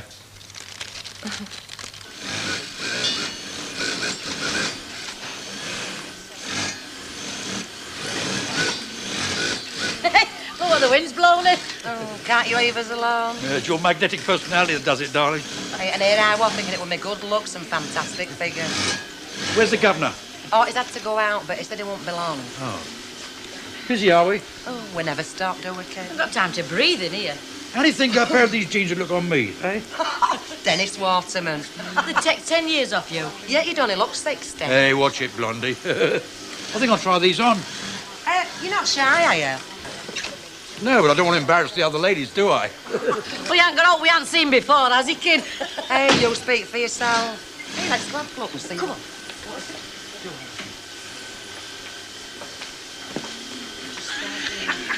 Are them knees the door knockers? They're either short, long johns or long underpants he's got on. Hey, well, whatever they are, he's had them a long time. Do you want any help, love? We're both married women. Oh, hey, I can't stand to watch. Oh, you must be seeing something that I can't. Here we come, here we come, here we come. What do you think? Eh? Here, they haven't got any pockets in them. I know, because I didn't have time to finish them. Mind you, I can put you some in while you've got them on if you like. Oh, be my guest, darling. How old are you? Young enough.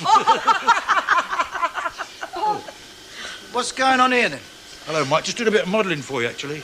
Hey, don't you think he looks like Robert Redford in that? More like Will A, if you ask me. Right, get back to work, you lot. Oh, he's not as funny as his dad, is he? I think I'd have these, except they haven't got any pockets in them. Can I change them? No, you're safer off without pockets. You'll have nowhere to put the money you borrow. Well, it's not a very nice thing to say to your old man, is it now? Look, Dad, saying nice things to you doesn't come very easy. After all I've done for you? Oh, yeah, like what? Well, where do you get your brains from for a start? I mean, to make a few quid and to be a success. Look, any success I've had, I've worked for it, all right? Oh, yes, but you always had an eye to the main chance, like me. An eye to the main chance, is Yeah. that what you call it? Getting people to invest in this video scheme of yours, but you didn't tell them about the blue movies, did you? Oh, no. Or how the police were after you, and you've have to lay low. Look, I told you. It was Terry, my so-called partner. He conned me into it. I didn't know anything about any blue movies. All I knew is he was dealing with weddings, 21st birthdays and christenings, and the odd divorce party. All legal. You don't believe me, do you? Look, not only are you involved in that, but you can't even afford to pay Fred G his money back. I paid him, haven't I? Honest? As the day's long.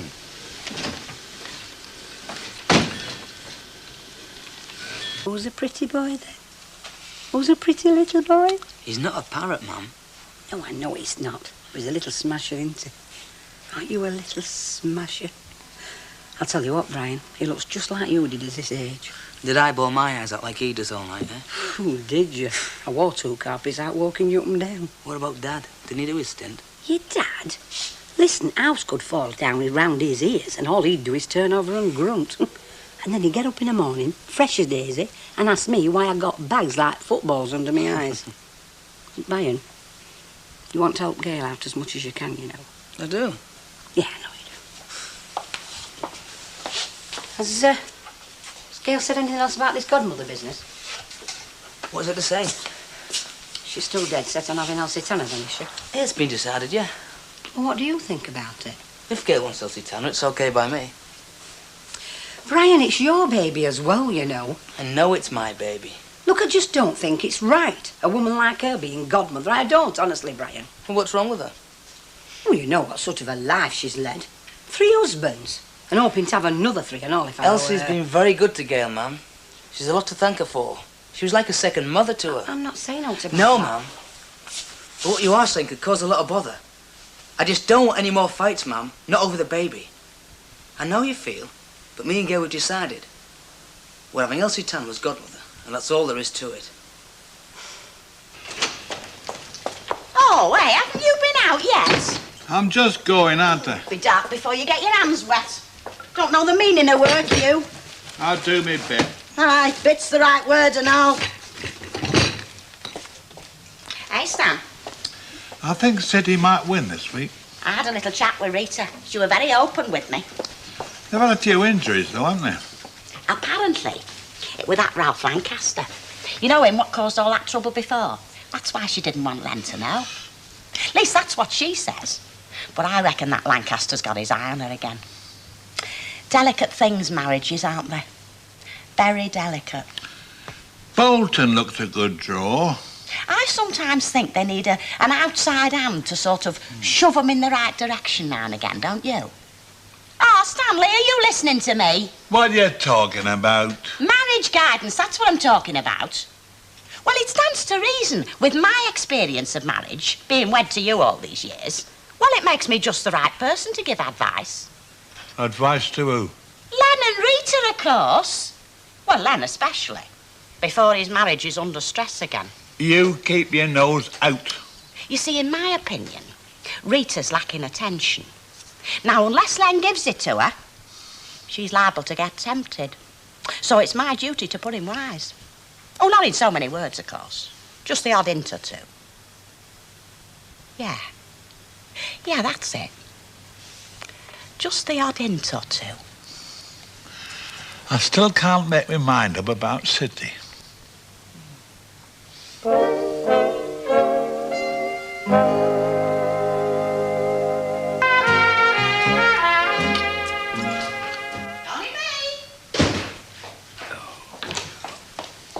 Oh, hello. On your own, are you? I thought you'd done here this morning. No, not quite. 1 or 2 bits to do yet. I like to do a proper job, you know. Rita out, is she? Yeah, she gobbled her dinner down, went round to a place called the Ace of Clubs to a pianist there. They're going through a few numbers, you know. Oh, yes. You think she was doing a Royal Command performance the way she's going on? Well, we can be very funny sometimes, you know. You what? Us women. I mean, what might not seem important to you men can be very important to us women. Have you finished? Oh, yeah. Go on. Right, I'll wash up then. No, I was only saying to my Stan just now. They're very funny things, marriages. I mean, they say they're made in heaven, don't they? But I don't believe that myself. I mean, they can be hell to live in sometimes, can't they? Oh, yes. Temptation's a terrible thing. Do you know, if there's one thing I've learnt in 30-odd years of marriage, it's that a woman's less likely to be tempted if she's treated a bit special now and again. Just once in a while, you know, it makes all the difference. Well, bunch of flowers, box of chocolates. Even a budgerigar. A what? Budgerigar. Oh, it were a budgerigar nearly split me and Stan up once, you know. Budgerigar? Oh, yeah. Oh, it'll be what? 12 years ago now. George Greenwood, that were his name. The budgies? No, the fellow what give him to me. He were a gardener, used to keep the budgie in his hut for me. Are you having me on, Hilda? No. No, we became very fond of one another. Oh, just as friends, like. I wouldn't put it no higher than that. But you see, if my Stan had been paying me more attention, like, well, I'd never have, so to speak, fallen for the charms of George, now would I? Are you trying to tell me something? Oh, me? Oh, no. No, I'm only saying, that's all. I'm only saying.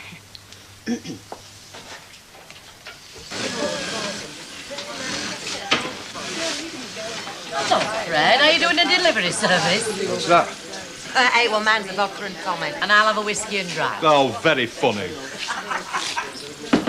Come in. Oh, hello, Fred. Sorry, I haven't got a vacancy for a barman. What sort of a factory are you running here, Mike? Factory for comedians or something? Sometimes wonder that myself. Look, I haven't got long. I've left Betty and the Rovers on her own. Well, I'm not keeping you here, mate. No, look, I just wondered if you could do me a favour, Mike. It's, well, this cheque I wanted to cash in. I haven't got a bank account, but you know what Mrs. Walker's like. I'll see if I can help you out. Let's have a look. It's, from your old fella. Thought you wouldn't mind. Keep it in the family, like, you know what I mean? It's what he owes you. 150 quid. No. That's my original investment plus the interest, you know. But you're kicking yourself for not being in on it, eh? Well, look, I'm sorry, Fred, but I can't cash that. Can't cash it? No, I've got a bit of a cash flow problem at the moment. I couldn't handle anything as big as that. Sorry, mate. Oh, thanks a million, Mike. Sure it's not sour grapes just because you weren't in on it, eh? Yeah, very sure. Yeah, well, I'm not. Give us a lager, Bet, will you? I need one. Oh, I'm that parched I don't think it'll touch the side. I've been straining my vocal cords, haven't I? You been what? I've been singing for an hour, and I haven't done that for a long time. Oh, yeah, you're singing at that club tonight, aren't you? Oh, don't. I'm as nervous as a kitten. Don't worry, love. It'll be all right on the night. Yeah? I'll take care of that, dear. See? Another of your idle rich. Oh, here's another one and all. Any luck, Mr. Getty? Oh, flipping waste of time, wasn't it? I've been trying to cash a cheque with that fella that calls himself your son. Oh, did he change it for you? Well, no chance. Muttering something about cash flow problems. I say, Bet, hang on a bit longer, hold the fort, will you, love? I'll nick it out to Alf, see if he'll change it for me. You really are taking advantage of my good nature, Fred. Don't all the fellas? Yeah. Go on, for I change my mind. It'll cost you a drink. Cheap at half the price, eh, Frankie? The money we're going to make. The sky's the limit, Fred. Something wrong? No. You just surprised me, that's all. The story of my life.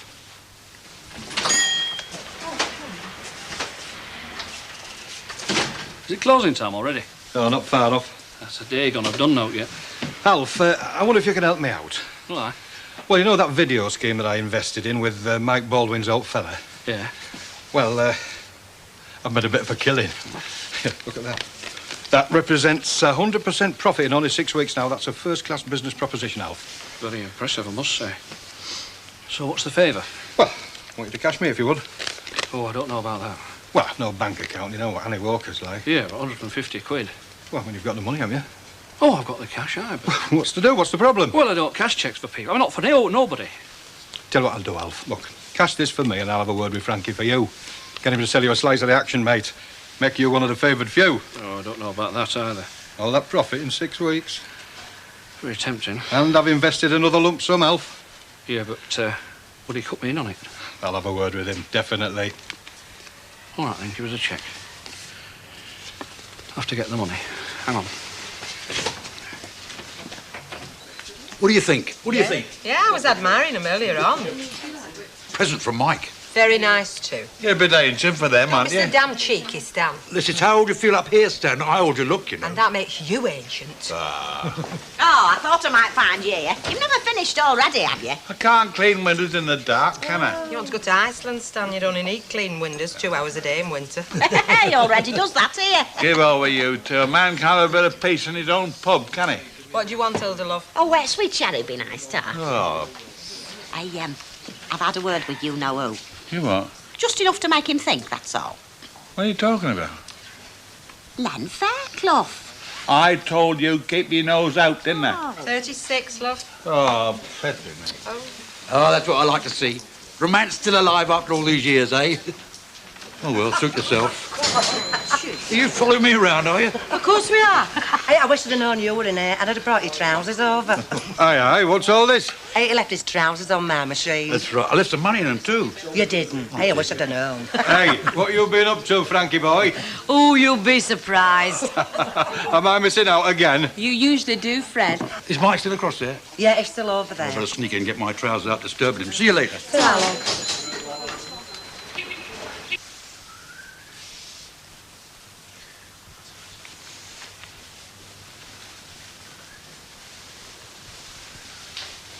Well, look, all right, darling. If you can't make tonight, what about tomorrow night? Well, I thought a quiet little meal somewhere, and then... Oh, Jill, something's cropped up. I'll phone you back later, all right? Ah, Dad.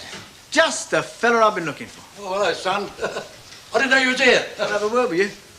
Oh, well, I've got to see a bloke about an oil well. Dad, please. Oh, yeah. I left these here this afternoon. Well, those jeans that cost you a fiver. What, with the business you're getting? When people see me wearing them, it'll be as good as by appointment to the Queen. Do you know who came to see me this afternoon? Fred G. Asking me to cash a cheque off you for 150 quid. 150 quid, Dad. And you without a penny in the bank. Now, what the hell do you think you're playing at? Oh, you put the money in the bank to cover it, can't you, son? You? Help out your dear old dad. I've been helping out my dear old dad ever since I took on that paper round. What do you think Fred's going to do when he finds out what you've done to him, eh? They're not softies up here, you know, and Fred's a big lad. When he finds out what you've done to him, he'll come after you and he'll sprinkle you on his cornflakes. Perhaps he doesn't like cornflakes. No, I'm serious, Dad. If he doesn't come after you when that cheque bounces, he's going to come after me. Well, cover it. It's not a ransom, is it? Then everybody's happy. You really are, all Listen, right? I'm your dad, son. No. Look, what's 150 quid to you? It's nothing, is it, really? No, Dad, sorry. The best thing you can do is to get back to the smoke. What about the coppers? Well, that's your lookout. Oh, come on, Mike, please. No, I'm sorry, Dad. Not this time. Okay. Oh, do us a favour. Ring for a taxi, will you, for me? A taxi? Yeah. Outside the Rovers. Quarter of an hour's time. Well, how the hell can you afford a taxi? Frankie Baldwin could always afford a taxi.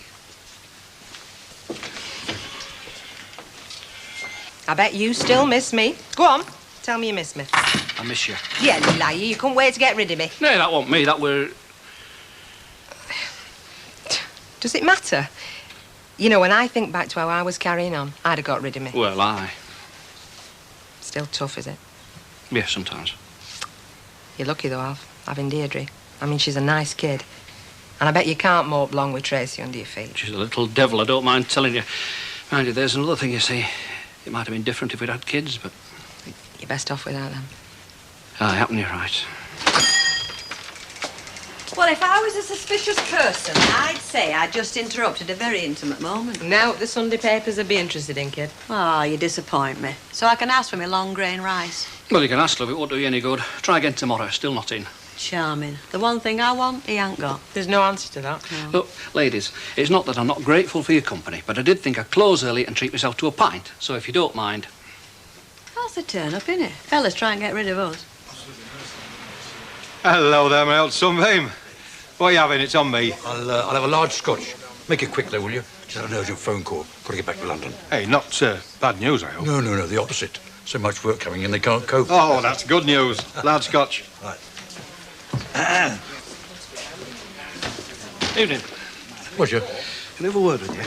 I'm a bit busy at the moment. I mentioned what we were talking about, Alf, to Frankie. Yes, unfortunately, I've got to get back to London. I'm sorry. Yeah, well, it won't take a couple of minutes, will it? Oh, all right, then. Yeah, let's go in the snug. It's a bit quieter in there. Okay.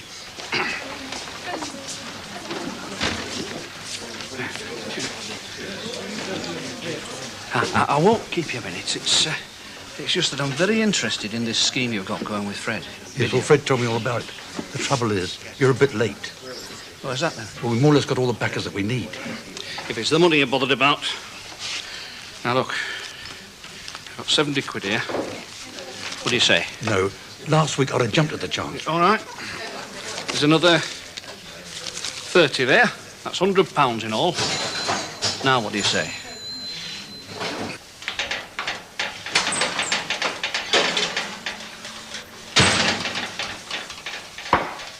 Hey, Len.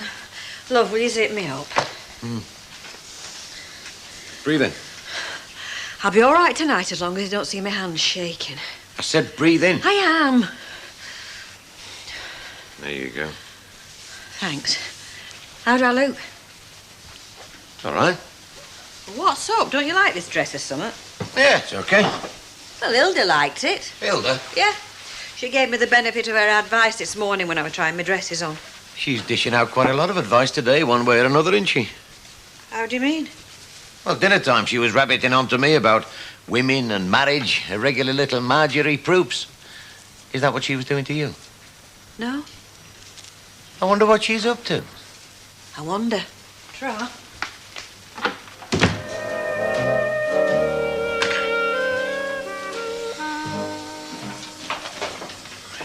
Hey, do you think if I were going to phone that Mavis and tell her I'm going back to bed for 2 hours, she'd say, "You do that, Rita, love. You need your beauty sleep." No.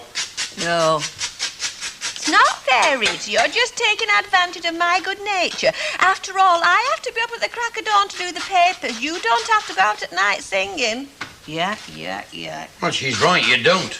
Well, I get a buzz out of it. What? A kick. Oh. That's all you need, then. They're all you're having.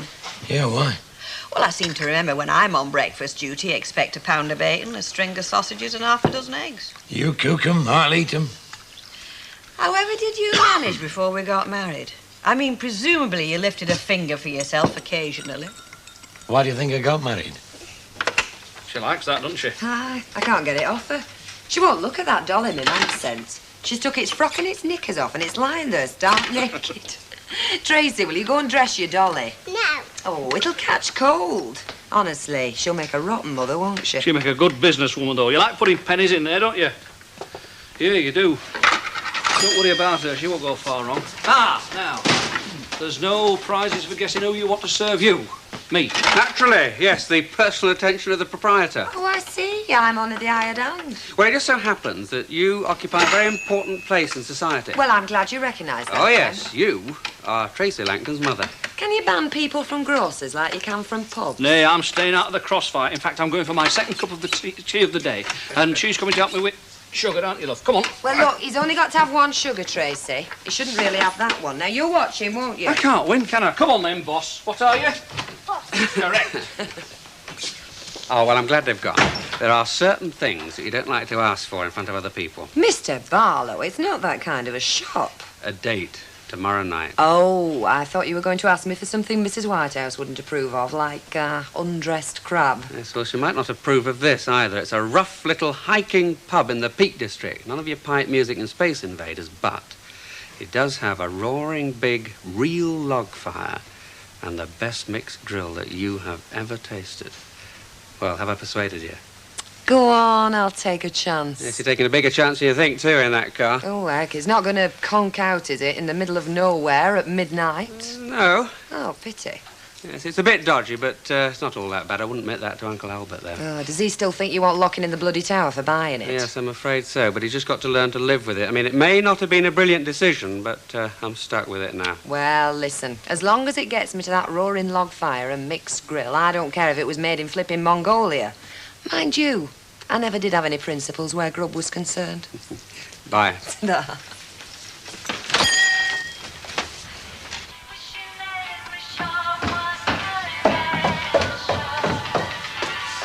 Ah, so this is where he is. I thought he'd been kidnapped. No, I brought him down here. Hello. Likes to listen to Piccadilly while he's having his breakfast, don't you, Chuck? Listen, if he turns out to be an Andy Williams son like Grandma Audrey, he can pack his little nappies and go live elsewhere. Take no notice, just 'cause he's madly in love with Debbie Harry. Don't you go telling tales to my son. He's going to look up to his father. Oh, he wasn't your son at 3 o'clock this morning when he was yelling his head off, was he? He was my son then. Ooh, his little fingers, No. the size of him. Your mum said you should make him wear gloves, you know, to stop him from scratching his face. I do put gloves on him. They go soggy when he sucks them. I wish people had stopped giving me advice. I suppose they got it from their mums, but Can you see Ivy taking advice from anyone? I bet she gave advice to Dr. Spock. Well, she's not done a bad job of it, has she? Your dad's a big head, do you know that? You see? He'll not have you calling me. Those fellas have got to stick together, isn't that right? It's only 8 o'clock. Well, so what? Shh, come on. Well, he can't want feeding again. I fed him at 7. Probably can't tell the time. Oh, no, seriously, it kept me awake half the night. I was hoping to get you off to work and then sneak back to bed for an hour. Come on. That's okay, it's going off again. It's probably just wind. Do you know, for the first time in life, I can realise why I'm an only child. You see my mum putting up with this more than once. My mum wanted more kids, you know. Yeah, well, your mum should have had a big family. Yeah. Hey, she come around later? Yeah, she's bringing some shopping. I just hope she don't go on about Elsie again. I can do without that this morning. Don't worry about it, Gail. Listen, I've told her. We're going to have Elsie Town as godmother, and that's that. You know how stubborn she can be. And so can you when you want to be, in spite of that little innocent face.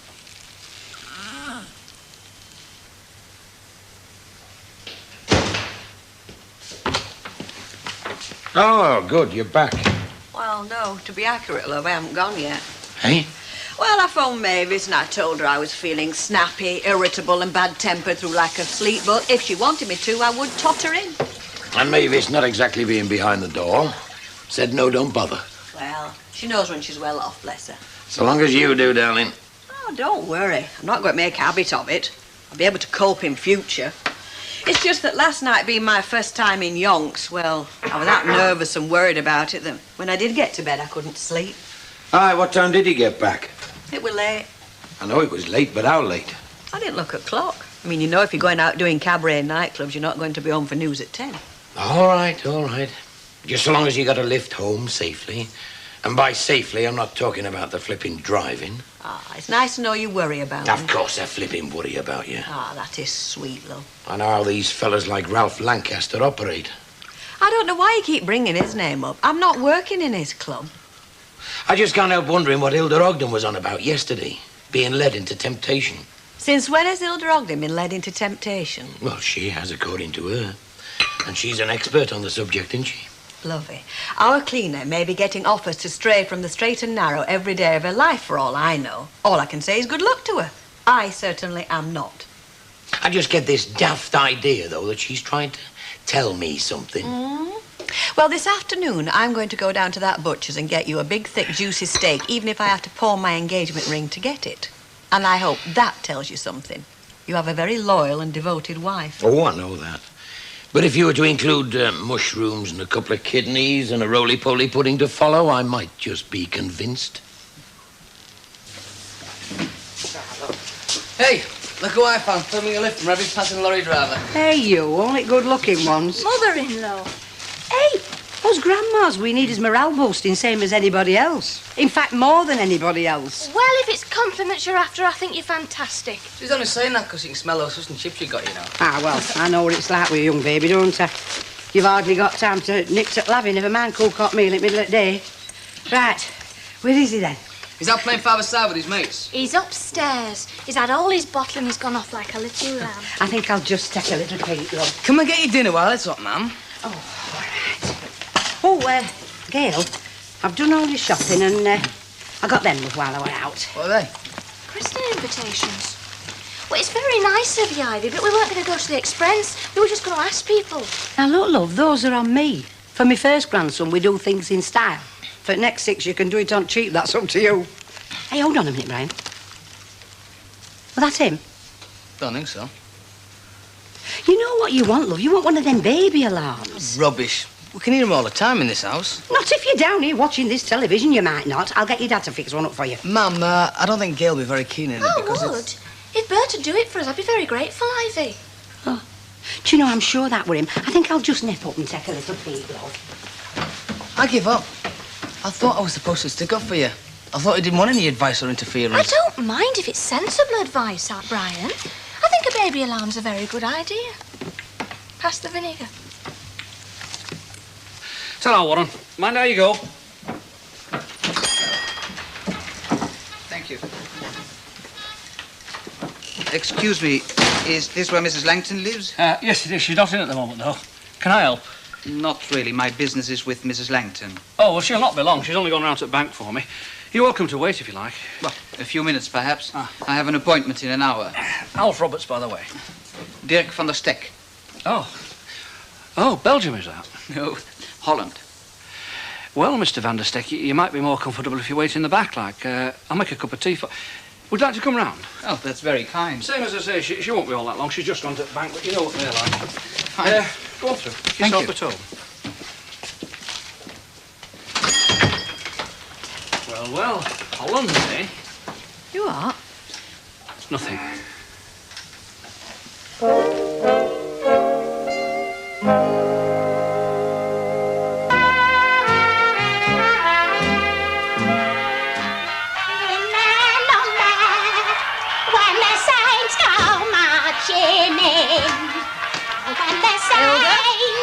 Shut up! Oh, well, of course, I know I don't sound nothing like what you do. How did it go last night? Never mind last night. What have you been telling my husband? What about? About Ralph Lancaster getting me this job. Oh, I never said a word because you asked me not to. Now, I'm very hurt having it suggested I'd betray confidence. Well, you must have said something to make him suspicious. He's been asking some very funny questions. Well, he was fishing about you in the Rovers this morning, but I never let on a dicky bird. There's nothing to let on about. We know that. Yes, we do. Like I've told you, Hilda. Len's got this very unreasonable thing about Ralph, so it's best he doesn't know that Ralph's involved. Yeah, well, they can be unreasonable when they want. Not half as unreasonable as I'll be if you don't stop dropping heavy-handed hints all over the place. Look, I only told him he ought to get you a budgie. A what? Well, not a budgie exactly, but, well, just something now and again to show you that he cares. I told him if a fellow wants to keep his wife, I says, he has to cherish her. And that's a subject you know somewhat about, of course. Oh, yeah. Well, it were only through George Greenwood being so thoughtful that made me realise what I was missing. Who's George Greenwood? The parkkeeper what bought me the budgie, of course. Of course. Oh, it's a long time ago, but you see, it showed that he'd thought about me. I mean, he'd sat down and thought, now what can I get her that'll please her?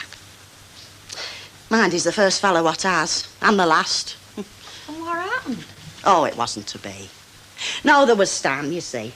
And for all his faults, I'm still very fond of the big idle lump. So I just had to be strong and turn my back on temptation. Like what we all should. Oh, you're right, Hilda. We should. Mind you, I'd hate to think what would have happened if he'd have bought you two budgies. Who knows? Oh, no. Is this an all-male do? Because if it is, I'll leave Horace here as representative and call back later. You're never going to call him Horace. What's wrong with that? I had a pal once called Horace. Horace Eastwood. Used to breed racing pigeons. No, we're not going to call him Horace, Mr. Tatlock. That were a joke. We haven't decided on a name yet. Well, you want to call him Michael Baldwin Tilsley. Then his Uncle Michael leave him something in his will, won't you? Yeah, why not? By the time he's 21, the Baldwin Empire should be worth all of 5p. Sorry I'm late, Alf. There was a mad queue at the bank with only one girl on. Oh, is that him? Oh, Tracy, look at the little baby. Isn't he a love? I bet you'd like a little brother like that, wouldn't you? Hey, do you mind? Come on then, Albert. Let's off. Oh, there's somebody waiting to see you, Deirdre. Who is it? Dirk van der something. He's from Holland. Holland?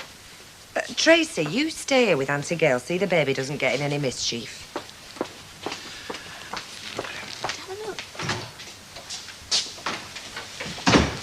Hello, I'm Deirdre. I believe you wanted to see me. Dirk van der Stek. I'm a friend of your husband's. Ex-husband. Of course. Would you like a cup of tea or anything? No, Mr. Roberts, Alf. He's already made me one, but thank you. So, you're a friend of Ray's? Well, we're not close friends, you understand. We are working for the same company.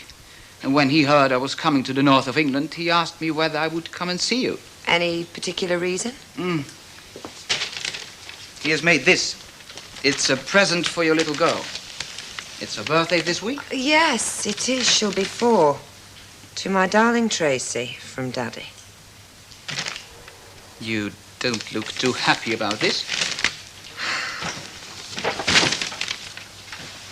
It's just that it's difficult.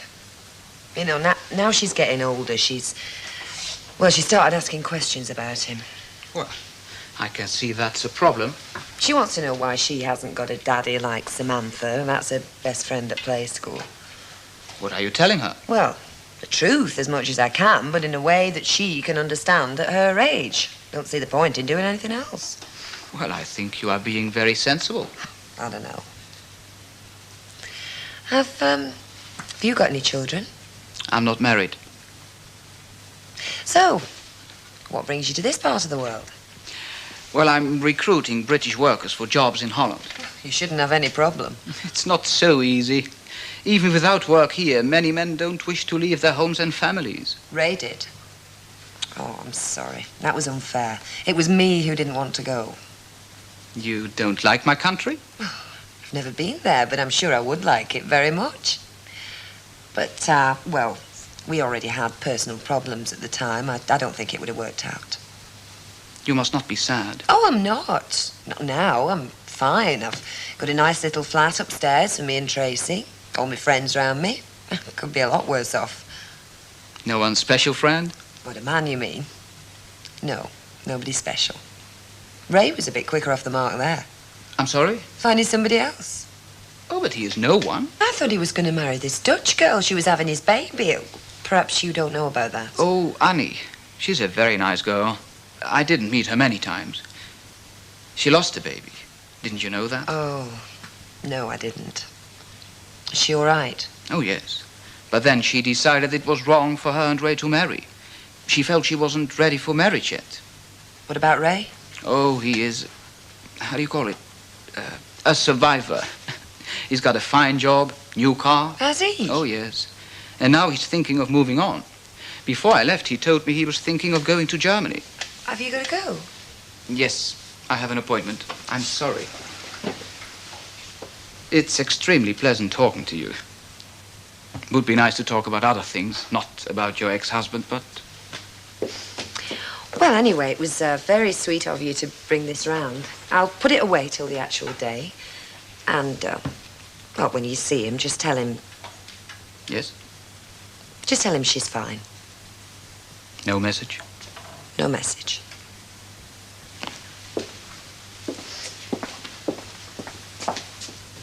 Nearly done, love. Don't worry. I'll be out of your road before you start your tea. It's very nice of you, Bert. Nice of me. I'll smack your bum for you. If I can't do the odd job for my own grandson, who can I do him for? Hey, grandson. Doesn't half give me a kick saying that. It's funny how his coming's changed all our titles, isn't it?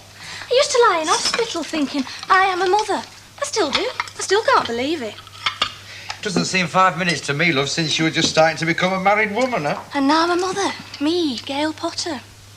Hey. Well, I've not changed inside. I mean, I love Brian and I love the baby and I'm very happy. I like being a wife and mother. It's what I've always wanted. I'm still me inside. Does that sound daft? No, love, it doesn't. I mean, it's not centuries ago since me and Susie Birchall were giggling and acting daft and dreaming romantic dreams. Well, it's centuries ago since I was acting daft. Dreaming romantic dreams, eh? Did you, though? Listen, I wasn't always a staid-old granddad, you know. Well, you're not now and you never will be. No, it's just sometimes I panic. I realise I'm responsible for two people. And it worries me. It's not surprising, though, love, is it? I mean, one of them's little and helpless. He's totally dependent on you. You're cool. I suppose so. Yeah, of course I will. Not surprising you get the nudges every now and again, love, when you're tired out like that. But you watch. As soon as the nipper gets a good night's rest, you'll be a new girl. Yeah. You'll not tell Ivy, will you? Hey, any private conversations that you and me have stay private. But I'll tell you something. Ivy was just the same. With Brian? She were. She was, you know. She was scared to death the first weeks. Like a cat on a hot brick. All the time. She was even scared to bath him at first. Ivy! Ivy! Ivy. I hope his bombs up. What's up? Has my son and Ed been telling you both rude jokes? Bert's fixed the baby alarm.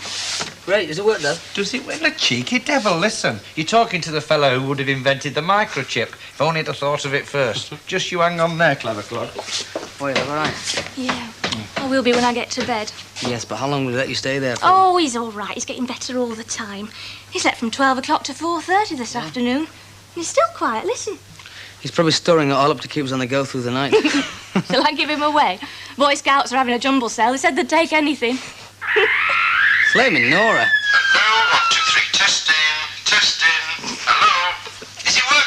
Yes, it's flaming working. Oh. I hear you're at some club this week, is that right? I never told him. It's all right, Hilda. It's not a state secret. Yeah, it's a club. What sort of a dump is it? Worth coming down? Hey, if Rita's singing there, it's no dump. Oh, it's on the side of your fan club, is this one? I never said a thing, honest. Stop going on about it. What, trying to keep it a secret, were you? No, I am not. Oh, well, in that case, I might pop down for an hour, taking the seat. Oh, well, if you're going there, I might go with you, Mike. No, I don't think so, Fred. Oh, what's the matter? Think I've got a new suit or something? Oh, Fred. Well, I mean, do you think I can't pay me round? Listen, if I'm good enough to be a business associate of his old fellas, I'm good enough to go out with him. No, it's not that. Don't miss a flaming touch. It's just, well, I should probably have a bird with me, that's all. Oh, well, should have said. Didn't give me much chance, did you? See you then, Reek. And don't forget I expect to be taken to the Stars' dressing room and given champagne. You'll get me autograph and think yourself lucky. See you then. Well, you can get off if you want to, you know. You needn't sit here with me all night. I don't intend to. Why, are you going somewhere? Nope, I'm going home. There's a play I want to see. Why, what's it about? Filth? Not specifically, no. Well, it usually is. Folks rolling about in bed with no tongue all the time. Well, it's supposed to be portraying real life. And in what way does that portray real life? This is real life. You know what you're having now? Just look about you. You never see folks carrying on like that. Well, not in here, no. But then I don't think Mrs. Walker would be any more ecstatic about that than you would. Oh, it's not me having a discussion with you. You never take all that so seriously. Now, that's not true, Uncle Albert, and you know it. What about that motor car of yours? You didn't take anything I noticed then, did Well, you? look, I felt entitled to make my own decision. I mean, I do drive the thing, and don't let's get onto that again, please. All right. I'll shut up if you've got a guilty conscience. Hey, I'm fair famished. Are you all right for another half hour? Or I'll go get some tea. You go through. You're not dashing out on any dates, Rope? No, not tonight. You know, if this video thing with Frankie Baldwin takes off, I might get a little girl in to help you and go into semi-retirement. And you'd hate every minute of it. Aye, likely.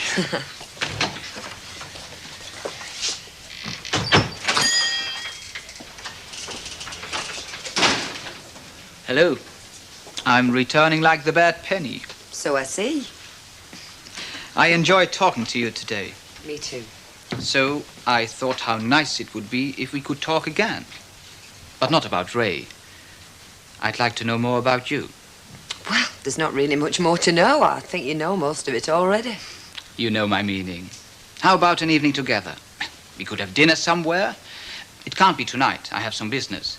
But if you could make it tomorrow night? What is it? Don't you like the idea? Oh, yes, I do, actually, very much. But I can't tomorrow night. I've got a date already. Can't you break it? I know it's not a nice thing to ask, but the day after I fly home. Does the person you have a date with live around here? Well, yeah, in this street. Well, in that case, surely he will understand. Oh, I really would love to come out with you, but, well, a date's a date. I think Ray must be a fool. Au revoir, Deirdre. Perhaps we shall meet again one day. I hope so. Hey, come on, love, listen. I've got to get out. You can hold him a couple of minutes, can't you? I am, yeah, but I'm going to be late. All right, then. I'll be late. Come on now, baby. It's okay. She's getting it for you. Did you wake you up last night? Yeah, only the once. Must be getting better. Didn't you notice? I brought him down here. Oh, yeah, I remember. So you could sleep. You stop complaining. Listen, why does he cry all the time? Because he's hungry all the time. I don't see how he can be. You do nothing but feed him. Shall I squeeze that pot, or have you done? No, I'll make a fresh pot. Yeah, I don't know. One of these days you'll be like a chimpanzee. All tea you get through. Well, if I'm going to be at home all day with these drawings, I'll need plenty of tea, otherwise I'm no good. Well, when Hilda comes, will you send her out for some more? Because Caddy's nearly empty. When Hilda comes, yeah. You know, when Hilda comes, I think I'll have a little chat with her. Oh, that'll be nice for you. Yeah, just to find out what she's trying to tell me. And I'll tell you something interesting I think you know. Really? Do I? Yeah. Because if you if you didn't, you would want to. And you don't. So obviously you do. Am I supposed to follow that? No, you can follow it all right. Shall I lay it on with a trowel for you? Oh. Hilda Ogden thinks that you've got a fella. Do you know, I think you're right. I think she does. Now, why would Hilda Ogden think that you've got a fella? Yeah, I don't know how Hilda Ogden's imagination works. Is it her imagination? Well, ask her. Go on, ask her. And then when you both know what you're talking about, you can ask me. Why don't you just tell me? Because I'd still like you to ask Hilda. And I wouldn't mind being there when you do. Well, she's coming this afternoon. Well, you never know your luck. I might just pop in. There'll be some of these for me, is there? Oh, I wanted to. All bills. What's the bank writing to me about? Well, I should open it and find out. Well, it's not a statement. It's not thick enough. Honestly, you're daft off. Why don't you just open it? Well, I can't be overdrawn. I can't be. I like to know what the bank's writing to me about. I think I'll just go put kettle on. Right. Want to put these on the mantelpiece? Yes. Yes. In a minute, then.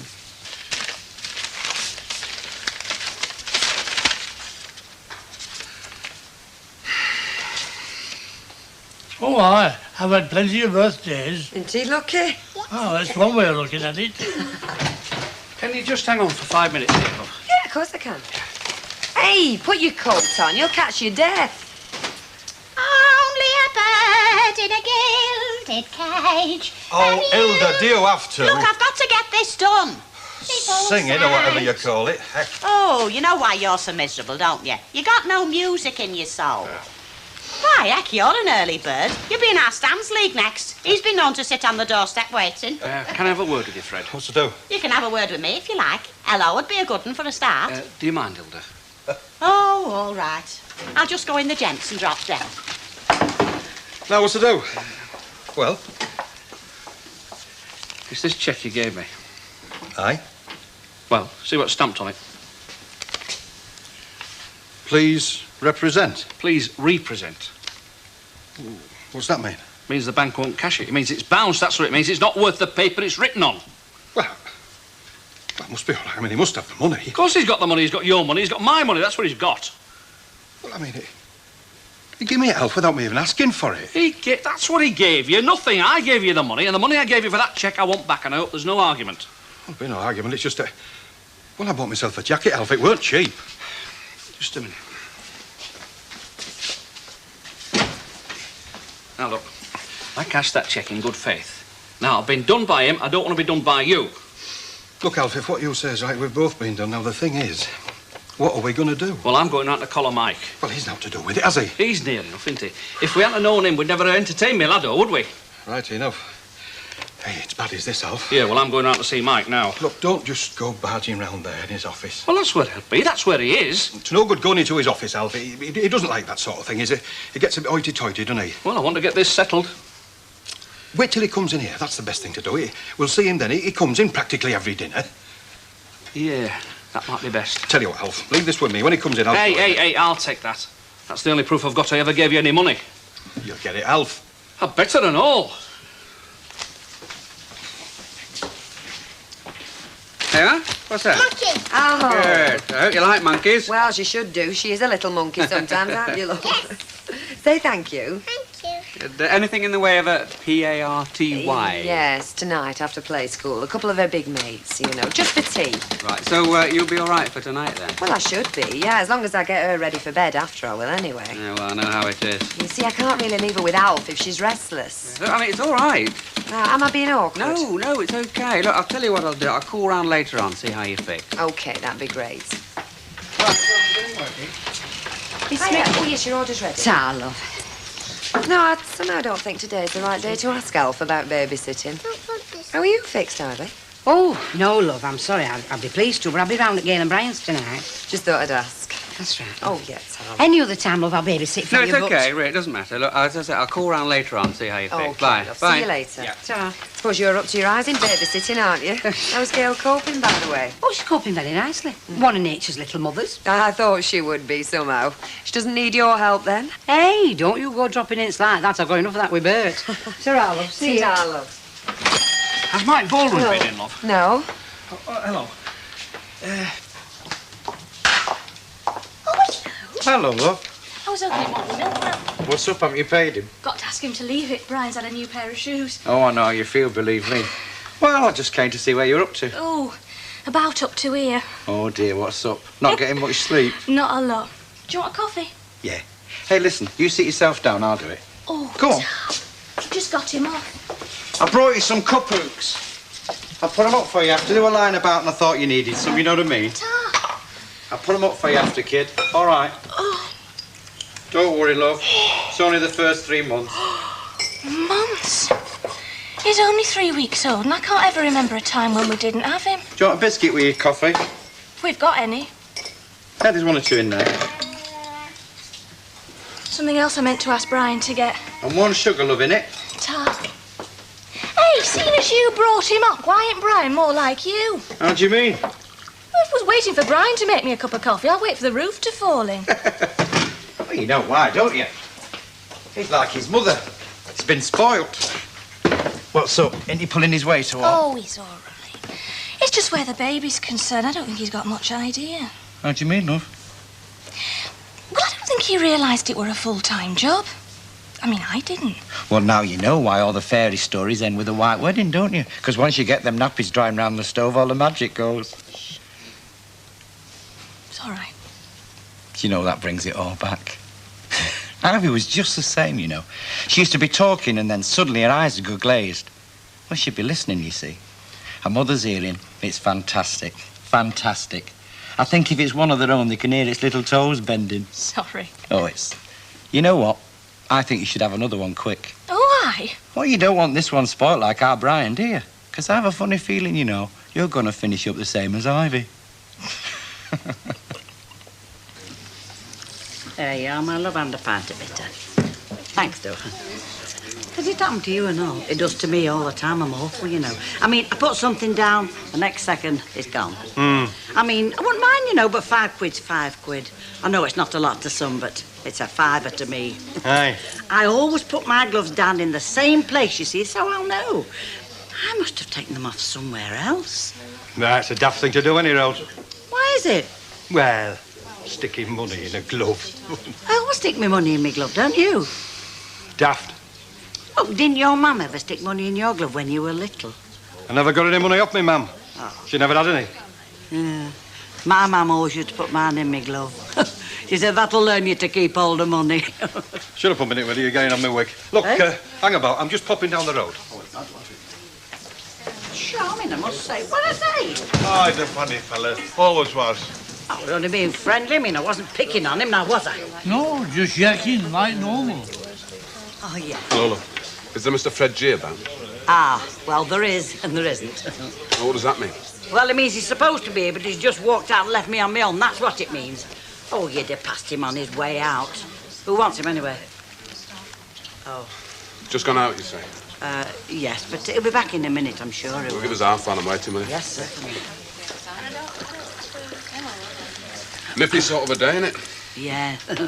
That's why I know he won't be long. I mean, he didn't put his coat on when he went out. Thank you. I'll take it through in a snug if any dearer. Oh, yes, that's all right. Thank you. Hey, he's a cop, isn't he? CID. Flipping caught up with him at last. I wonder what for.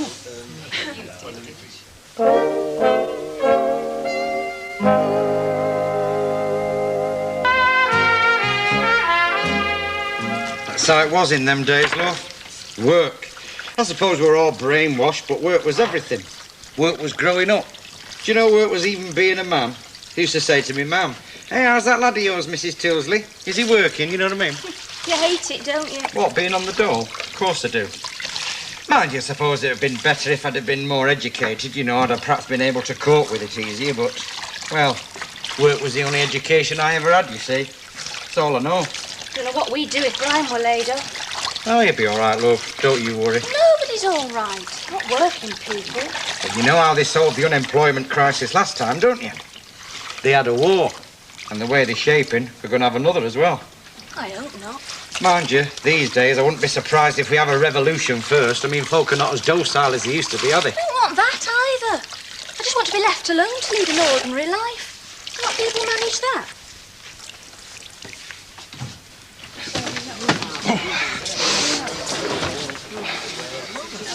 Hey, there's a fella in the snug wants to see you. All right. Who might that be? expecting anybody from the CID? You what? CID, and he's waiting for you. Are you sure it's me? What's to see? Oh, yeah. He asked for you by name, love.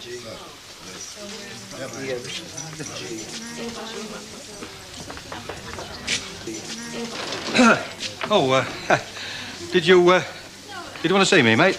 Mr. Frederick G. That's right. Detective Sergeant Cross, Mr. G. Yeah, I'd very much like a word with you, please. Hey, Albert, can't you go in there like a fly on the wall? Hey, I'll buy you a rum if you walk in there with that. Look, mate, I've no idea what this is all about. Really? No idea at all. Hey, unless it's about that body I've got bricked up in the cellar, you know.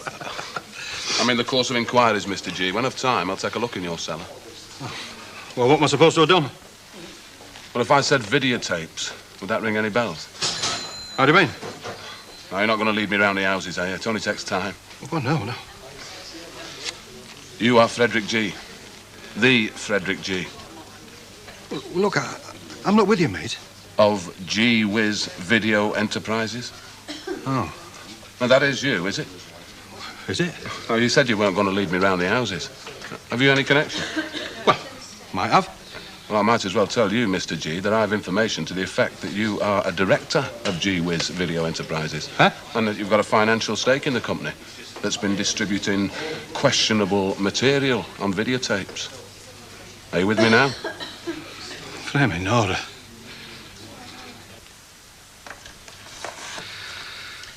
I don't want to pry off, but something's bothering you, innit?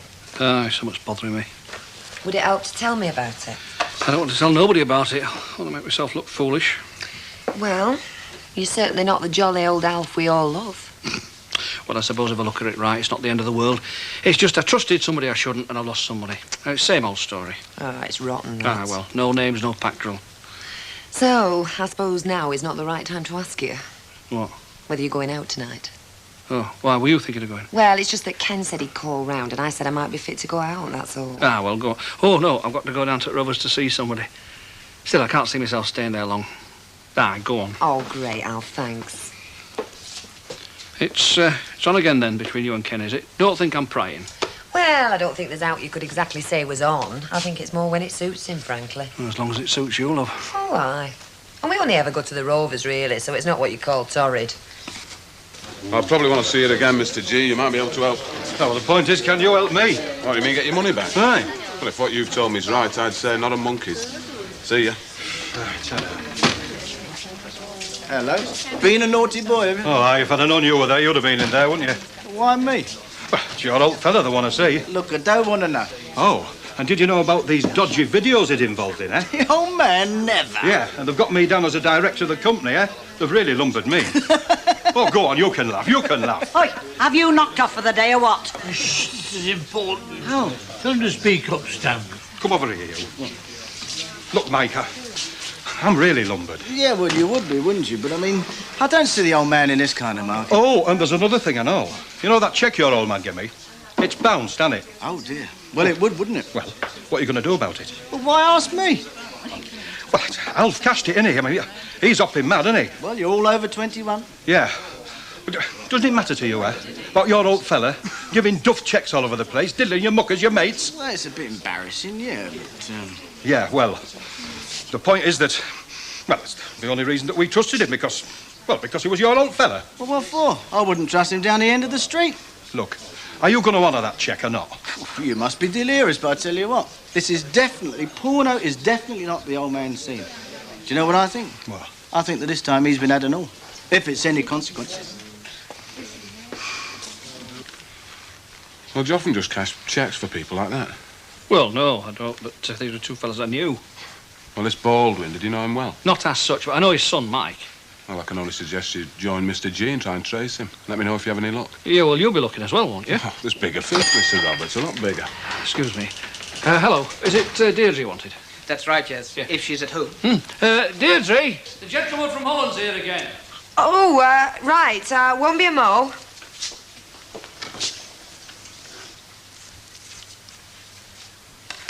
I'll just take down the details of this cheque if I can. Oh, yeah. What do you intend to do with it? Represent it? Well, not a lot of point, is there? Realistic. Hello. Hello, I've come to see you. So I see. Is it all right? Yeah, yeah. We'd like to take him through it back, love. Oh, yes. Would you like to come through? Thank you. Your daughter? No, it's my lodger, as a matter of fact. Oh, nice one.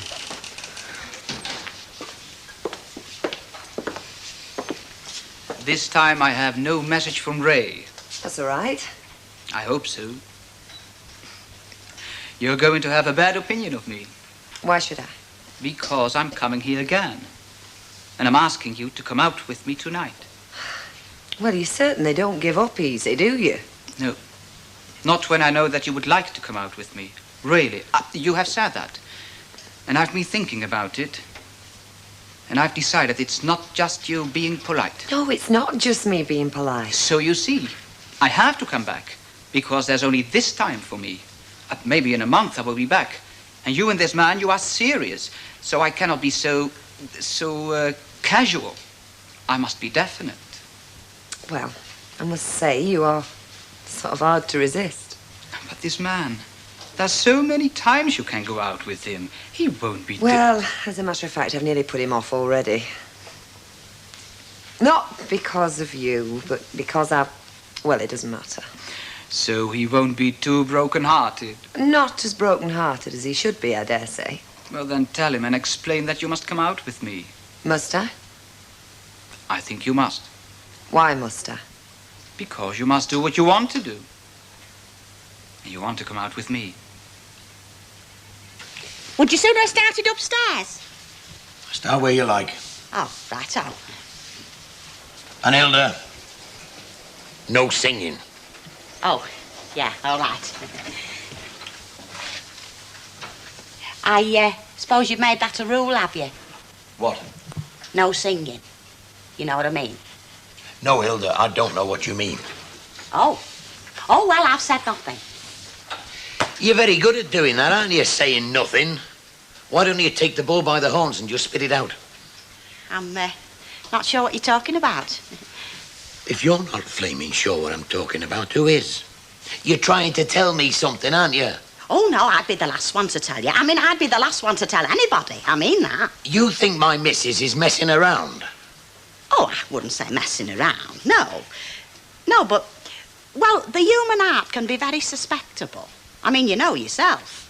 And a woman can be torn and all, you know. Oh, don't think I'm speaking out of ignorance, 'cause I've been torn myself. Oh, yes. Yes, I've conquered it, mind, but I have been torn. You think she's got a bloke? Oh, I wouldn't say nothing like that, no. But what's that now? Hello. There you are, love. Bottle of coal mixture. Take it every 4 hours. Ta. See? I look after you. Hilda Ogden thinks you've got a fella. Oh? And I think it's when you go out singing. Is that right, Hilda? See, you've struck her dumb. You've upset her. You've no right to do that, you know. I just want to know what's going on, that's all. Well, go on, tell him. Tell him everything you know, Hilda. I never said nothing like what he said. I don't know where you got that idea. 'Cause me, I'd keep a secret to the grave. That's if I had one to keep, like. No, you've misunderstood me there. Oh, well, that's very good. Just one thing, Hilda. In future, if the phone rings, leave it alone. I'll just go and do the upstairs. What'd she tell you? Nothing. You came back too soon. Oh, except that some women are torn.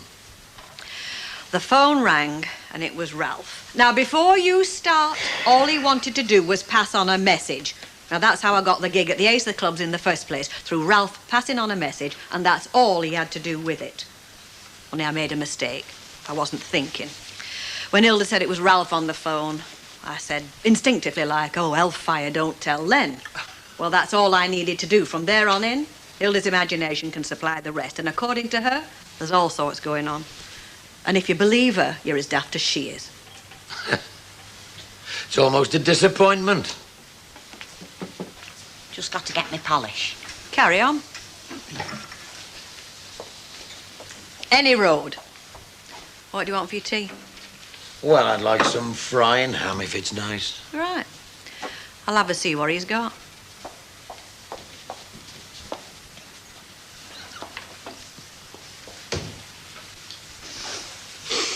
And you gonna have a go at her?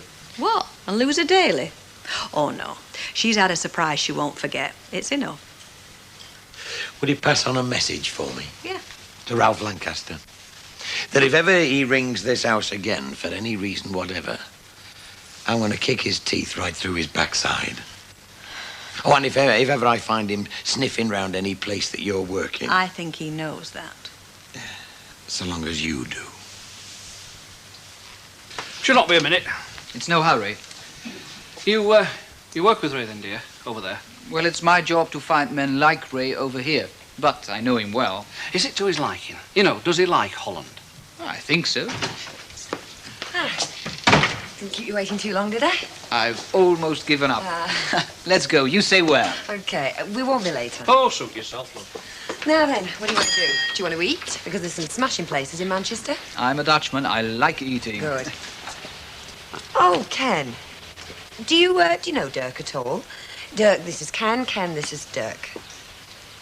Dirk's from Holland. Very pleased to meet you. How do you do? Very well, thank you. Oh, nice. Shall I give him that message? Oh, yes. We were going to leave a message saying could we make it for another night? Oh, Because yeah. Dirk's got to go back to Holland tomorrow. He's full of news, you know. Yes, fine. No, that's okay. Right, well, we better go, haven't we? Okay, I'll see you later. Right, Bye. Enjoy yourselves. Don't worry, Alf. I got the message. It's gonna be heavy going today, you know, like a mud bath. Oh, that flipping noise you're making sound like a cat being trodden on.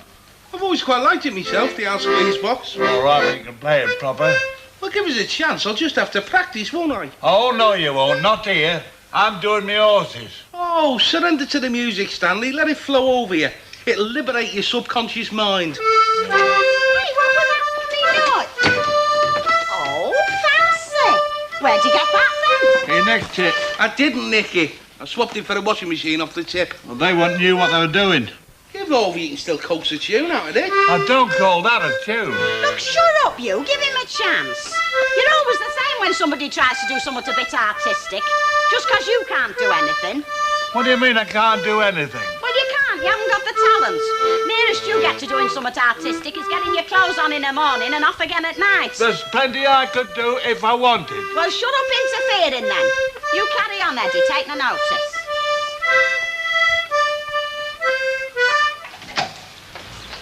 Hello, love. Oh, love. Hey, do you know it's murder shopping on a Saturday morning, what with sales being on and all. You still looking at them jobs columns? Yeah, well, I thought there might be something in I missed last night, you know what I mean? Is there? No. Not unless you count this. Are you redundant, unhappy, lacking prospects? Think that just about covers me, don't you? Well, what's job? Salesman, double glazing. It's on the knocker, I suppose. Oh. Says you've got to be smart, intelligent, have your own car and a telephone. Must have ambition and drive. Don't think it's me somehow, do you, love? Oh, give over, love. Stop running yourself down. I'm just being realistic. I mean, salesman. I haven't got the gift of the gab, have I? I couldn't sell lifebelts on the Titanic, me. Someone to turn up, love. Hey, look. I bought myself a little hat. You what? What the hell for? Well, for tomorrow. I can't stand here in church without a no hat on, can I? Yeah, all right. Well, what do you think about it? Yeah, it's all right, love. Don't you like it? Look, I've just said it's all right, haven't I? Hey, I hope it's British made, is it? Hey? Well, I'm just saying, if everybody bought British stuff, I wouldn't be out of a job, would I? Well, I can't tell from this label, love. No, I don't suppose you bothered to look before you bought it, did you? Oh, Bert, that's not how people buy hats. Well, it bloody well should be, shouldn't it?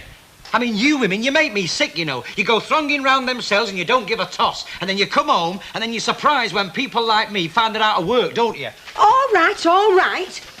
You don't have to take it out on me. All I did was go and buy a new hat for our David Daniels christening. I know, it's me, I'm sorry. It's just that, well, being out of work, it sets me brooding, doesn't it? Oh, love, tomorrow's do will help you take mind off things a bit. Yeah. Of course it will, love, I'm sorry. Hey, our Brian was saying in the pub like that Father Harris is going round there this morning. You know, to fix up the arrangements like. Father Harris is going to see them? Well, that's what our Brian says. Hey, He likes to get around, that Father Harris, doesn't he? This morning, eh? Yeah. Oh, blimey, Charlie. Hey, they're not going to need you round there and all, you know.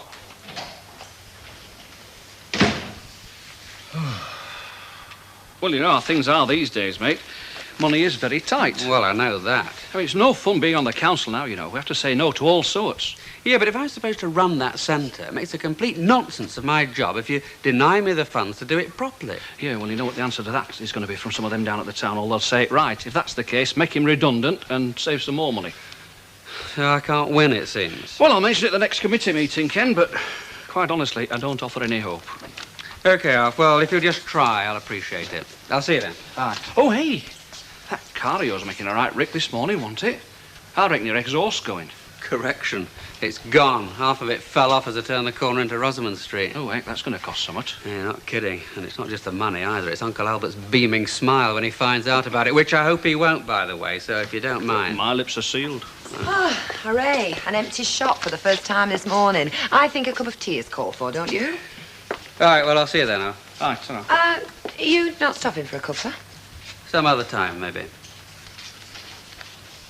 Fallen out, have we? Well, I haven't. I think Ken has. You know, I reckon he wasn't too pleased about you going out with that Dutch fella. Well, I don't see why you should mind. Don't you? Oh, Ken's not the jealous sort. Not that he's got anything to be jealous about. We don't have that sort of relationship. You don't need to explain to me, love. It's got no to do with me. But if you ask me, Ken's jealous. Well, he's daft if he is. Anyway, Dirk's on his way back to Holland now. Worse luck.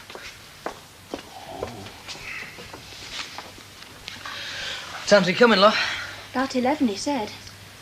Is that now? Oh, no. What's up?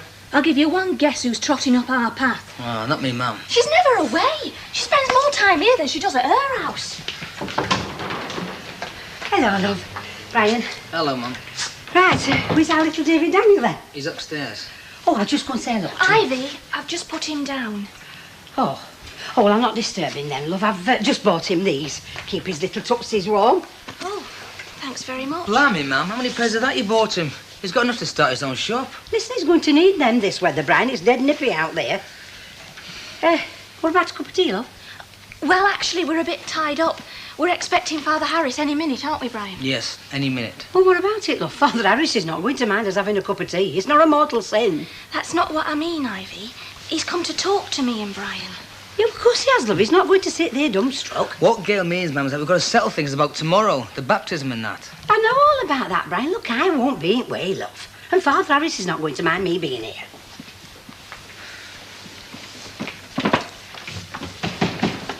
Oh, I'll get that, Gail. Oh, Father Harris. Come in. Hello, Mrs. Tilsley. Keeping well this cold weather, I hope. Oh, yes, thank you very much, Father. Right. Hello, Father. Hello, Gail. You're looking well. Motherhood definitely suits you. Thank you very much. Well, we're just going to have a cup of tea, Father. You have one, I'm sure. Haven't you finished with them sports pages yet? No. Blimey, Stan, how long are you going to be? As long as it takes. I'm studying form. You haven't got page 3 and all, have you? I mean horses. You can't rush these things, you know. Oh, bye, heck. You two don't half make a room look mucky.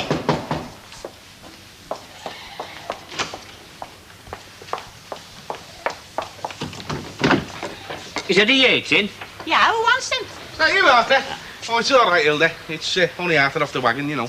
Oh, yeah, I've got you now. Thought I knew your face. Mind you, you look a bit different to what you generally do. That's right. You coming for a drink? Yeah, right, mate. Because it's got a lot to sort out, you know. Yeah, look, can I have a swill and a shave first? Aye, right. Well, I've a call to make in Rosamond Street, any road. I'll see you in the Rovers in an hour. 12:30. 12:30, right. Yeah. See you. Ta-ra, missus. Ta-ra. What was all that about? Well, me and Arthur are in this contest, you see. Well, the rest of the lads in the dust cart are as well, but they're not as keen as Arthur and me, you know. How do you mean, contest? Cleanest dust cart. He's having yarn. I am not. They have one every year, the council. Clean dust cart competition. What's the good of cleaning a dust cart? You'll only get dirty again, won't it? It's a waste of time. Why is it a waste of time? Because it gets filthy when you empty the bins in it, won't it? It's like saying it's a waste of time cleaning in here because it gets dirty again. Yeah, especially with him in it. Yes, so don't knock it. Here, give us a sports page. No, I'm done yet. Right, I'm going to have a practice then, if it's all right with you, Hilda. Oh, yeah, you know me. I like music. I'll tell you what, Hild. Why don't we have a sing-along? You know, that one we've been practicing. Yeah, go on then, yeah. Hilda,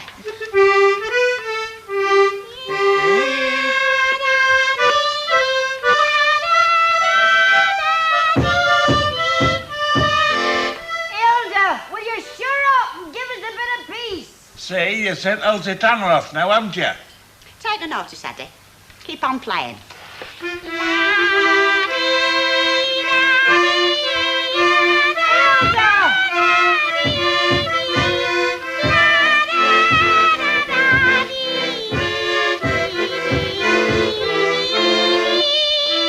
Yes, well, I think that's all settled then. So I'll see you in church tomorrow. OK, Father, and, well, thank you very much. Oh, yes, we'll all be there, Father Harris. And he's a real good baby, isn't he, Gail? I bet he'll not outplace down like some of them do. I won't bank on it, Ivy. Does have his moments, you know. Well, we'll take it all in our stride, I'm sure. Oh, and afterwards, Father Harris, we're having a little celebration. You know, at our house, number 5 Coronation Street. Well, it's handy being close to church and all that. And, of course, we would like to see you there if you would kindly join us. Well, tomorrow is my busiest day, but thank you very much, and I'll try my very best.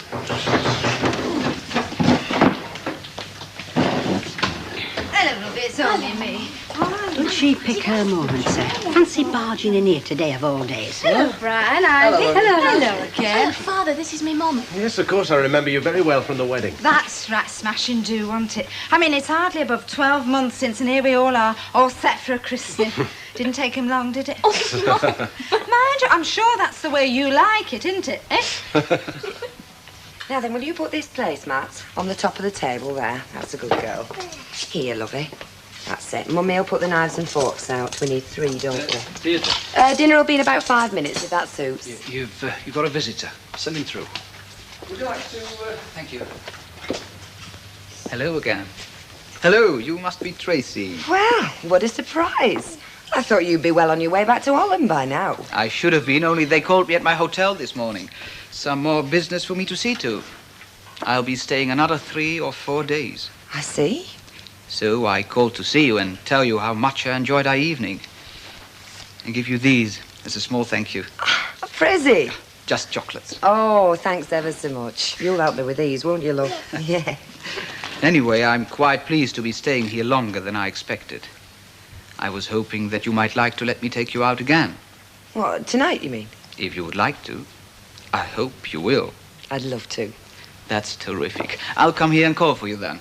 About 7, is that all right? Yeah, fine. Okay. Hey, listen, I'm just going to serve lunch up if you'd like to stop. I'm sure there's enough if you want to join us. I'd love to, but I'm afraid I have to work. It's a shame. But, well, if it wasn't for that, I wouldn't be here at all. So, see you at 7. Bye-bye. Bye, Tracy. Hey. Well, now.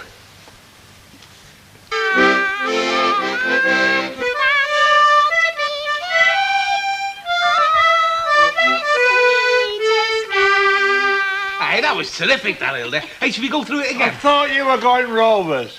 It's all right, there's plenty of time. It'll still be there. Quite right. You do well to take the same approach, Stanley. That's bad enough for when he makes that thing. Well, when you join in, it's like a cat's chorus. Are you knocking my singing? I am. It's flaming wicked. You must be tone deaf. Text one to no one. And what do you mean by that, Stanley? Oh, never mind about him, Hilda. I know good singing when I hear it. Come on, let's run through that again. Go on, all then, right. you start off. I'm going Rovers.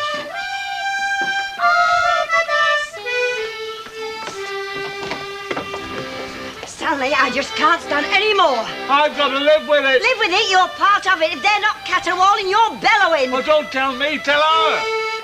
Hilda! Look, you can't come marching I in just here. can't stand any more of that row. Oh, don't show your ignorance. You're talking about good music. Music is much like music as dragging a little stick along a park railings. Do you mind? That's a golden oldie we was playing. You weren't playing it, you were throttling it to death. Oh, charming. I'm going pub. Yeah, I'm coming with you. Goodness for that, maybe I'll get a bit of peace. Look, don't let this one drive you out of your own home.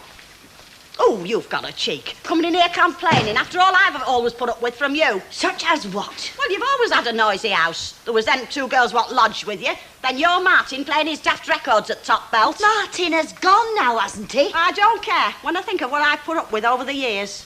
Look, Hilda, you've been at that all morning. And when you've got a headache, the last thing you want is that squeeze box going all morning. Headache? That'll be all the boozing you do, I dare say. Well, you get no sympathy off me. No wonder Ivy Tilsley goes on about you. What's it got to do with Ivy Tilsley? Well, I'd feel just the same if it were my grandchild. You, godmother. It's a farce, is that? I'm not surprised she wants to get shut of you.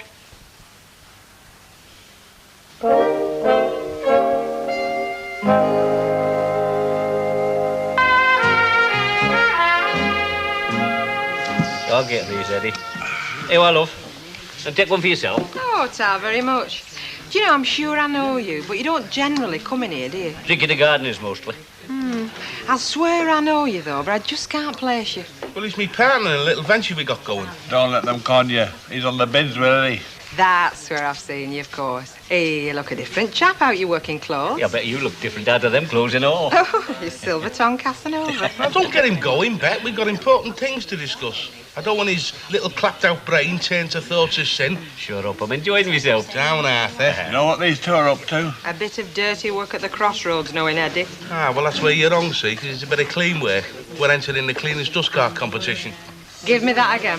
Council got this competition, you see, love, for all the gangs. It's their way of getting us to keep our vehicles clean. Hey, I'll tell you what, you play your cards right, you can be our mascot. Put a swimming cosy on, sit on top of the cart, you're on the Grand Parade. I'm not being your dustbin queen, Yates. I don't want to end up as Miss Council Tip 1981. Yes, Ivy, love. Give us 3 lattes to take out, love. Just a flying visitor's desk. I've got Gail's mother at our house for a dinner, haven't I? More or less invited herself. Sitting down to dinner and she says, oh, I always like a glass of beer with my fish and chips. I've had to come out as I said something. Oh, you did right. That's 84. Yeah, I've got it right, love. No, say to me what you said to her. You are? She's got the wrong end of the stick as per usual. This one has been going round saying that you're objecting to the fact that I'm the baby's godmother. Oh, I never said no such thing. Well, what did you say then? Never mind what she said. I know what she said. I want to know what you said. All right, I'm entitled to my opinion, same as everybody else. Yes, and if you're going round the town snagging me behind my back, I'm entitled to know about it. Ladies, so come on, tell me to ladies, my face. would you face. lower your voices, please? I simply said what I think, and I don't mind telling you to your face. No, you're not my idea of what a godmother should be, if you like to know. Oh, and why is that, pray? Well, for a start, I shouldn't think you set foot inside a church from one year's end to another. And for another, a godparent is supposed to be a good influence on a child. Oh, and are you insinuating that I'm a bad one? Well, you've been married 3 times to my knowledge. Never mind various others going on. You nasty, narrow-minded old I really must insist that is quite enough. Mrs. Tanner, not another word, please. I've said all I've got to say to her. And Mrs. Tilsley, we'll have no more of this, please. I will not have these shouting matches in my house. I'm very sorry for embarrassing you, Mrs. Walker, but it's not of my choosing. I'm going. I prefer different company. You'll have my company whether you like it or not tomorrow in church. I'm sorry, Mrs. Walker, but I did have provocation. It's disgusting, isn't it? The way some people show themselves up. 3, 4. Oh, honestly. That flaming Elsie Tanner. Now or so? She's just come storming into Rovers and give me a right slagging. Well, she's tried to. I'll give her a few untruths. Hell's bells, love. What do you have to keep falling out with her for? Well, what are you blaming me for, Bert? She started it. Well, she's coming to the christening, isn't she? I mean, she's godmother, isn't she? Yes, well, I don't know what come over our girl. She should never have asked her. Never. Hey, it's Gail and Brian's choice, remember? It's up to them who they ask, all right? Look, she come storming into the pub, Bert, and she asked me opinion. So I told her she is not fit to be godmother to that child. Well, she were always very good to our girl when she were lodging with her. Yeah, of course she was. Come here, give me that. Sit yourself down. Let's have us dinner. Starving. Bears out what I said, doesn't it? Carrying on like that. Fancy coming storming like that, shouting odds in a public house. Hey, listen, I'm going to tell you something, and I mean this. I mean, what you think of Elsie Tanner is entirely up to you, but when we get to that church tomorrow, I don't want any argy-bargy. Now, all right? Good evening, Mr. Roberts. Oh, hello there. Look, I'm sorry I've ruined your evening. Oh, I haven't brought the news to him yet. What news is that? I can't go out with you tonight, Dirk. I'm sorry. No, I've got a council do to go to, you see. I'm a councillor, you know, and I've got to show my face whether I want to or not. It's completely gone out of my mind when you asked me at dinner time. You see, the shop's open till 9 o'clock tonight, and with Alf being out. Oh, I see. I just didn't know where to get hold of you to tell you. I'm ever so sorry to muck you about. Don't worry, I understand. Listen, you can shoot me down in flames if you like, but how do you fancy spending the evening here watching a bit of telly with a drink in your hand? I like the sound of that. It'd mean me popping in and out to serve customers. I mean, if you don't fancy spending your Saturday night like that. Oh, don't worry. I'll enjoy myself. Hey, listen, I don't want to stay at this do too long anyway. I'll be away by what? 9:30, 9:45. Oh, in that case, maybe we can go out later. A club, perhaps? Yeah, fine. All right. Good. I'll see you later then. Right, bye-bye. I tell you, she's as good as gold if you handle her right. She's no chicken, Arthur. That doesn't matter, Eddie, lad. And you'll find out when you've had as much experience as me. Well, how long have you had her then? She must be 5 years near enough. I know every inch of her. Well, I'm bound to, aren't I? Taking her out 5 days a week. Now, look, I'll tell you, this is what we always do. You start at the bottom. Now, that's where you win or lose. Get the body thoroughly clean before you do anything else. Underneath and all, because the inspector will get down on his hands and knees and he'll look under. They're dead keen on that. Oh, it's a dust cart. Well, what about it? Nothing. I'll tell you something, Eddie. We'll have to watch out for sabotage. Because there's 1 or 2 dozen down that depot. They'd think naught about plastering mud all over the transmission just before the inspection. You're going to a lot of trouble, aren't you, just for a dust cart? Hey, I can't help it, love. You know, first job I ever had, we were driving a milk float. Horse and cart days that were. By, I looked after that float.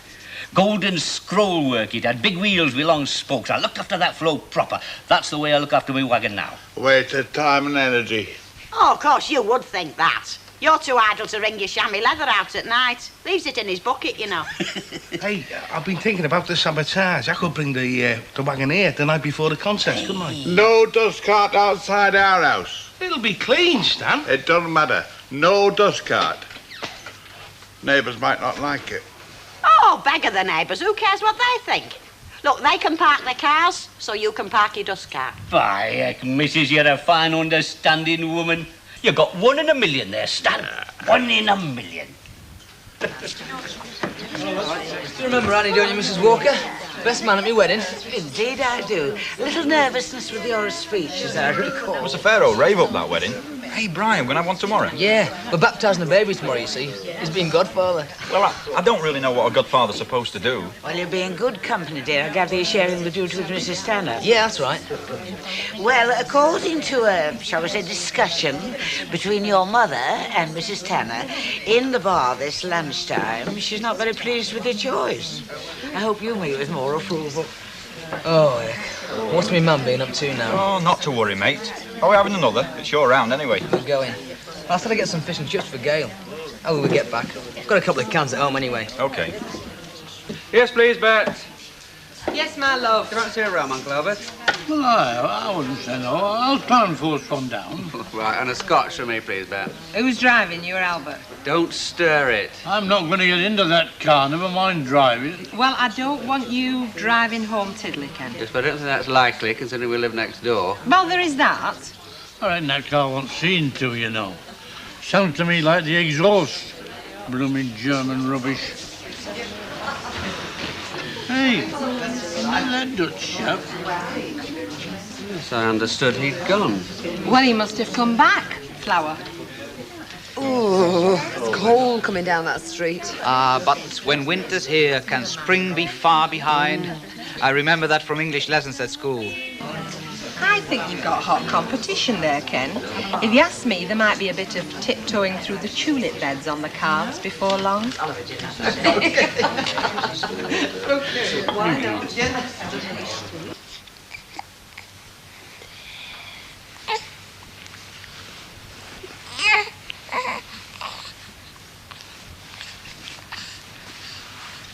Go to sleep now.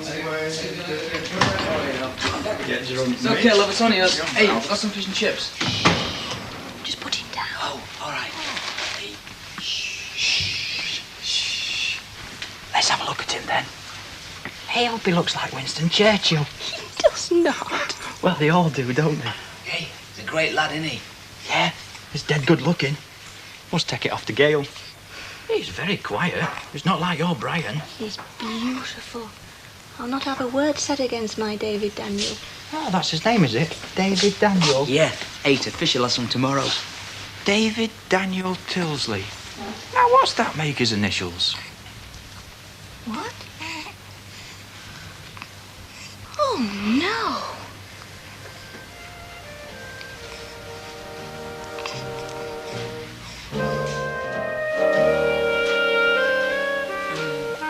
It's your big day today, innit? You don't know we're going to have it done, do you? Well, we are.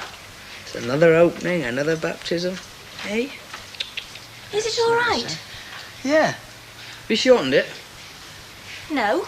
You've got new buttons on it then. On my hair. Man, you always just, you know. Wriggling out of it. Well, is it all right? Yeah, looks great, love. Does that mean yes it is, or yes it will be when I've done it again? Look, when a girl's hair looks fantastic, fellas don't say, I think your hair looks fantastic. Well, I think they should. Ah, but when it looks tatty, fellas will always say, I think your hair looks dead tatty. Brian, if you don't hold the bottle up, air will get in and you'll get wind. You've told me 29 times, love. We don't want you going burp or worse, do we? Just as Father Harris is about to baptise you. Yeah? Brian, am I starting to nag? Because I don't want to. I want you to wear the trousers. Where are they? They need pressing. They're hanging up. What time's launching anyway? 3 o'clock, St Boniface. Boniface. It's a different sort of name, innit? Boniface. Boniface Tilsley. How does that sound? Hey, you will make sure Father Harris gets his names right, won't you? Right for some, at least. Oh, I do hope it's going to be all right. We're not starting that again, are we? Well, I can't help being a bit bothered. Look, love, we're going to call him what we want him to be called. Your mam doesn't seem to see it like that. Neither does mine.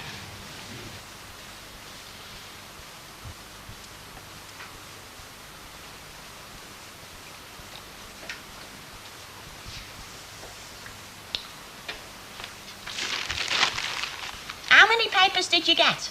I'm reading this one. He's reading that. Not a word out the pair of you. You've just ignored me. I've been left alone with my thoughts. I'd like a bit of peace and quiet now and again, Hilda. Have you read this comment of Dave Sexton's? Aye. Doesn't say much in mine.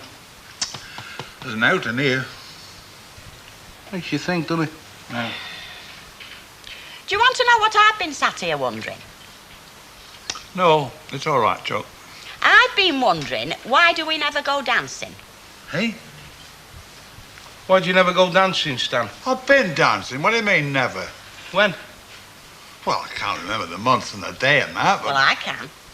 It were a Saturday, the 4th of November, 1942, at the Winter Gardens. Oh, aye, Blackpool. I remember going in. Squadron Airs was just finishing the Warsaw Concerto out of Dangerous Moonlight. You know, you've got a cracking memory, Hilda. Well, there's not been that much to remember. Then they did a sort of jazzed-up version of A Little Ant, you know, like a quick step. So we did a quick step. It's a great story, that. At least I did a quick step. He did a sort of speeded-up barn dance. Well, I'm no Fred Astaire. And that were the last time I danced with him. Or nearly danced with him. Ah, do you know, that's dead sad, that is. Why don't you take her dancing, Stanley? You're not being fair to Hilda. You know she likes popping. Hey, why don't you take me then? They have old time on Friday night at the baths. Oh, yeah, well, I'm busy, aren't I? I mean, I've got this competition weighing heavy on my mind. Oh, that'll be Arthur's Gossamer Touch. I did say he was coming round, didn't I? Yeah. Hey, I got a tip last week for ADOC tomorrow. Irish Moon. They say it's a flyer. If you got the tip, it must have fallen arches. Morning, Stan. Right. How's your good lady? Oh, I haven't the foggiest, but I'm all right. I like that. Have you heard? ADOC tomorrow, Irish Moon. They say it's a flyer. I heard she's a cow. I have to milk it every morning. Oh, some people never learn, do A few they? do. They're called bookies. Here, I'll make a fresh pot before you go for your van. Tell you what, she's definitely taking the shines of you, Arthur. She likes anybody who makes me look a fool. She's not short of friends, then. Well, I reckon there's plenty there, love. What do you say? Yes, my sweet. There's plenty there and more besides. But I've invited Father Harris, but I don't expect he'll be able to come because Sunday will be his busiest day, love. What was that, love? You're not with us yet, you, are you? Have you got a bit lost in your thoughts? Huh? Hey, the table loot's just a ticket, love. Is it worth me forking out another penny for your thoughts? Well, I was just thinking of that Dutch lad, love, Dirk van der Doodar, or whatever his name is. You know him that's pally with Deirdre? Yes, I had noticed. Yeah, well, he's over here recruiting, you know, offering blokes jobs in Holland. Very handy. Specialist trades and all that. It's very handy if you want to go to Holland, isn't it? Well, I believe the money's very good over there, love. Money is not everything, Bert. No, but it's top priority when you're out of work, love, isn't it? I mean, let's face it, what, is it 2 months in it, nearly? Look, love, things have got a way of sorting themselves out. Aye, and they have a habit of taking a long time and all, don't they? Well, now, listen, you. Don't you get any notion about hopping over to Holland on a wing and a prayer, because I'm telling you, you're not going. Huh, you're the one that said you'd never marry a bloke with his feet stuck in cement, remember? Oh, come on, not today, love. Not now, David's christening. Oh, aye. And suppose it's our Daniel's christening then? Oh, no, she'll not get her way. I know our Brian, he takes after me. He knows when to put his foot down. Yeah, well, that's easy when you've got a job, innit, love? David. Hey, it sounds nice, doesn't it? David Tilsley. Daniel. It's got a ring to it. Daniel Tilsley. I thought Ivy was set on David. Oh, no, it's Daniel. There's always been a Daniel in the pot as it goes back generations. Are you of Irish extraction, dear? No, we've always come from round here. Mind you, all the men were heavy business drinkers. Hey, your dad wasn't that potter that used to go ratting down by the culvert on a Sunday, was he? He wore corduroy trousers, a bit of string round the knee. He had a little one-eyed terrier, answered to the name of Nelson. Do you mind? Mrs. Potter's father would hardly be called Potter too, Alf. Oh, dear, I'm sorry, I forgot. Well, Mr. Roberts, I've come to say goodbye. I'm leaving tonight. I'm afraid my plans haven't really gone to plan this time. You know, things happening when they least expect it. Well, I'll say one thing for you, son. Your English is a damn sight better than my Dutch. It's a damn sight better than my English. Can I get you a drink? Thank you, no. I hear that you Dutch are a dab end at English. I think perhaps because we are a trading nation. Well, we've done a bit of that, you know. Ah. Do you know the story about two Frenchmen on a desert island? Go on. Well, the first thing they do is open a restaurant. Then along come two Englishmen, and they start a club. Then come two Dutchmen, and they build a warehouse. Well, any road, it was very nice meeting you. We'll maybe see you again. Yes, I hope so, Mr. Roberts. Have you seen Deirdre? I'm on my way now. Ah, well, I appreciate you calling it anyway. Mind how you go, won't you? Safe journey. Thank you. Bye-bye. Bye. Bon voyage, Mr. Vanderstedt. If you can't be bon, kid, make sure you enjoy it. I will. Look, do you mind if I have a word with you? Well, I've not much time. I'm returning to Holland tonight, you see. I've been trying to get too many things done. Well, it won't take long. Okay. Do you mind if we sit down? I promise you, just a few minutes.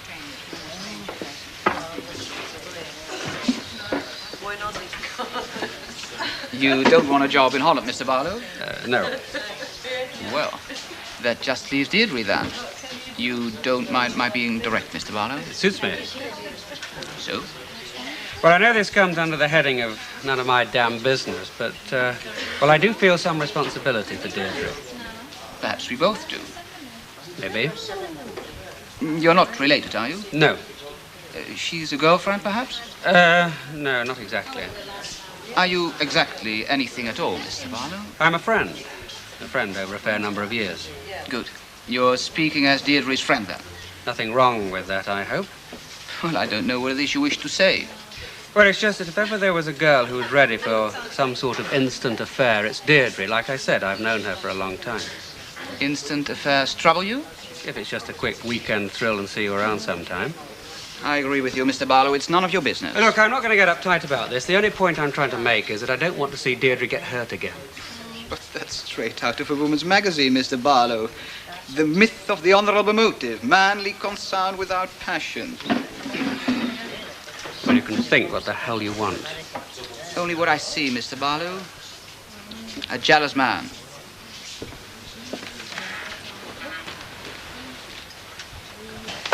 Right, fit for the fray then? As fit as we'll ever be. Right then. Elsie's not here yet. We don't have to wait for her. She's his godmother. Hey, how can Elsie stand there and renounce the devil she's been doing in bed and breakfast for the last 30 years? This news talking. Sorry I'm late. Hey, come on then, let's make a move, eh? Come on. Elsie, how can you stand there and renounce the devil and you a pal of his, eh? Oh, well, if he's going to be there, we're both here at home, won't we, Chuck? We will, won't we? Come on. Everybody else.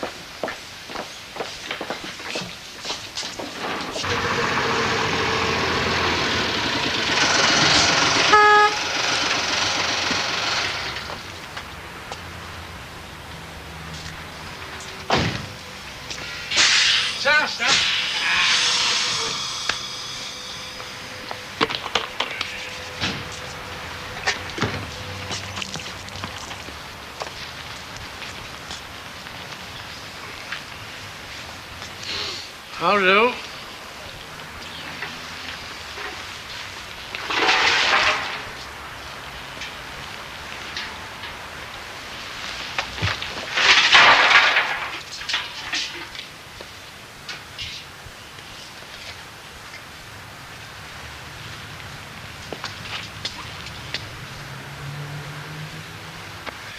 You have asked to have your child baptized. In doing so, you are accepting the responsibility of training him in the practice of the faith. It will be your duty to bring him up to keep God's commandments as Christ taught us by loving God and our neighbor. Do you clearly understand what you are undertaking? We do. Are you ready to help the parents of this child in their duty as Christian parents? We are. Nicholas Paul, the Christian community welcomes you with great joy. In its name, I claim you for Christ, our Savior, by the sign of his cross. I now trace the cross on your forehead and invite your parents and godparents to do the same.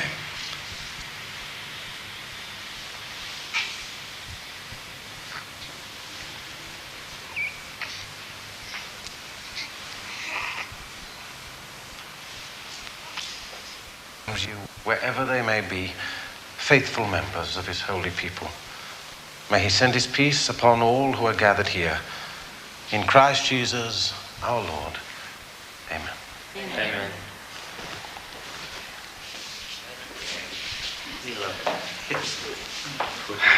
Well, this young man really is a quiet one. Only a couple of hiccups out of him, eh? He makes up for it through the night. Keeps the birdies away. Do you know, it never fails to amaze me how you can splash the water on some babies and they don't even twitch. Well, Mrs. Tilsley, Mrs. Potter, Nicholas Paul. Sounds rather well, doesn't it? Got a certain ring to it. Well, I think we need to let it ring a bit, Father, to let it sink in. A few minutes warning wouldn't have gone amiss. Oh, I see. You didn't know about Nicholas Paul. Put your finger on it, Father, in more ways than one. Where did this Nicholas Paul crop up from? It's never been mentioned to my knowledge. Well, I'm afraid I might be the culprit there. It was only a suggestion. The actual choice was completely Gale and Bryant, as of course it should be. Well, I suppose it could always grow on you. Nicholas Paul, you don't coming round to it. Quite taken with it myself. Right, Ivy, Audrey, let's have one of you two now. Get you behind the font here. Ivy there, Audrey there. Wait a minute. Let's have Elsie. Elsie, would you come in on this one? You come in the middle. Yes, Ivy there, Audrey's there. Right. Ladies, this won't hurt a bit. Come on, Ivy. Remember where you are. Yeah, can you make a bit of a tighter group? Look, link arms with Elsie, that'll do. That's it. Isn't that cosy? Now, we've all got to think beautiful thoughts, otherwise our lines will show. Come on, Ivy. Beautiful thoughts. Just think of all the fellas that I've been out with.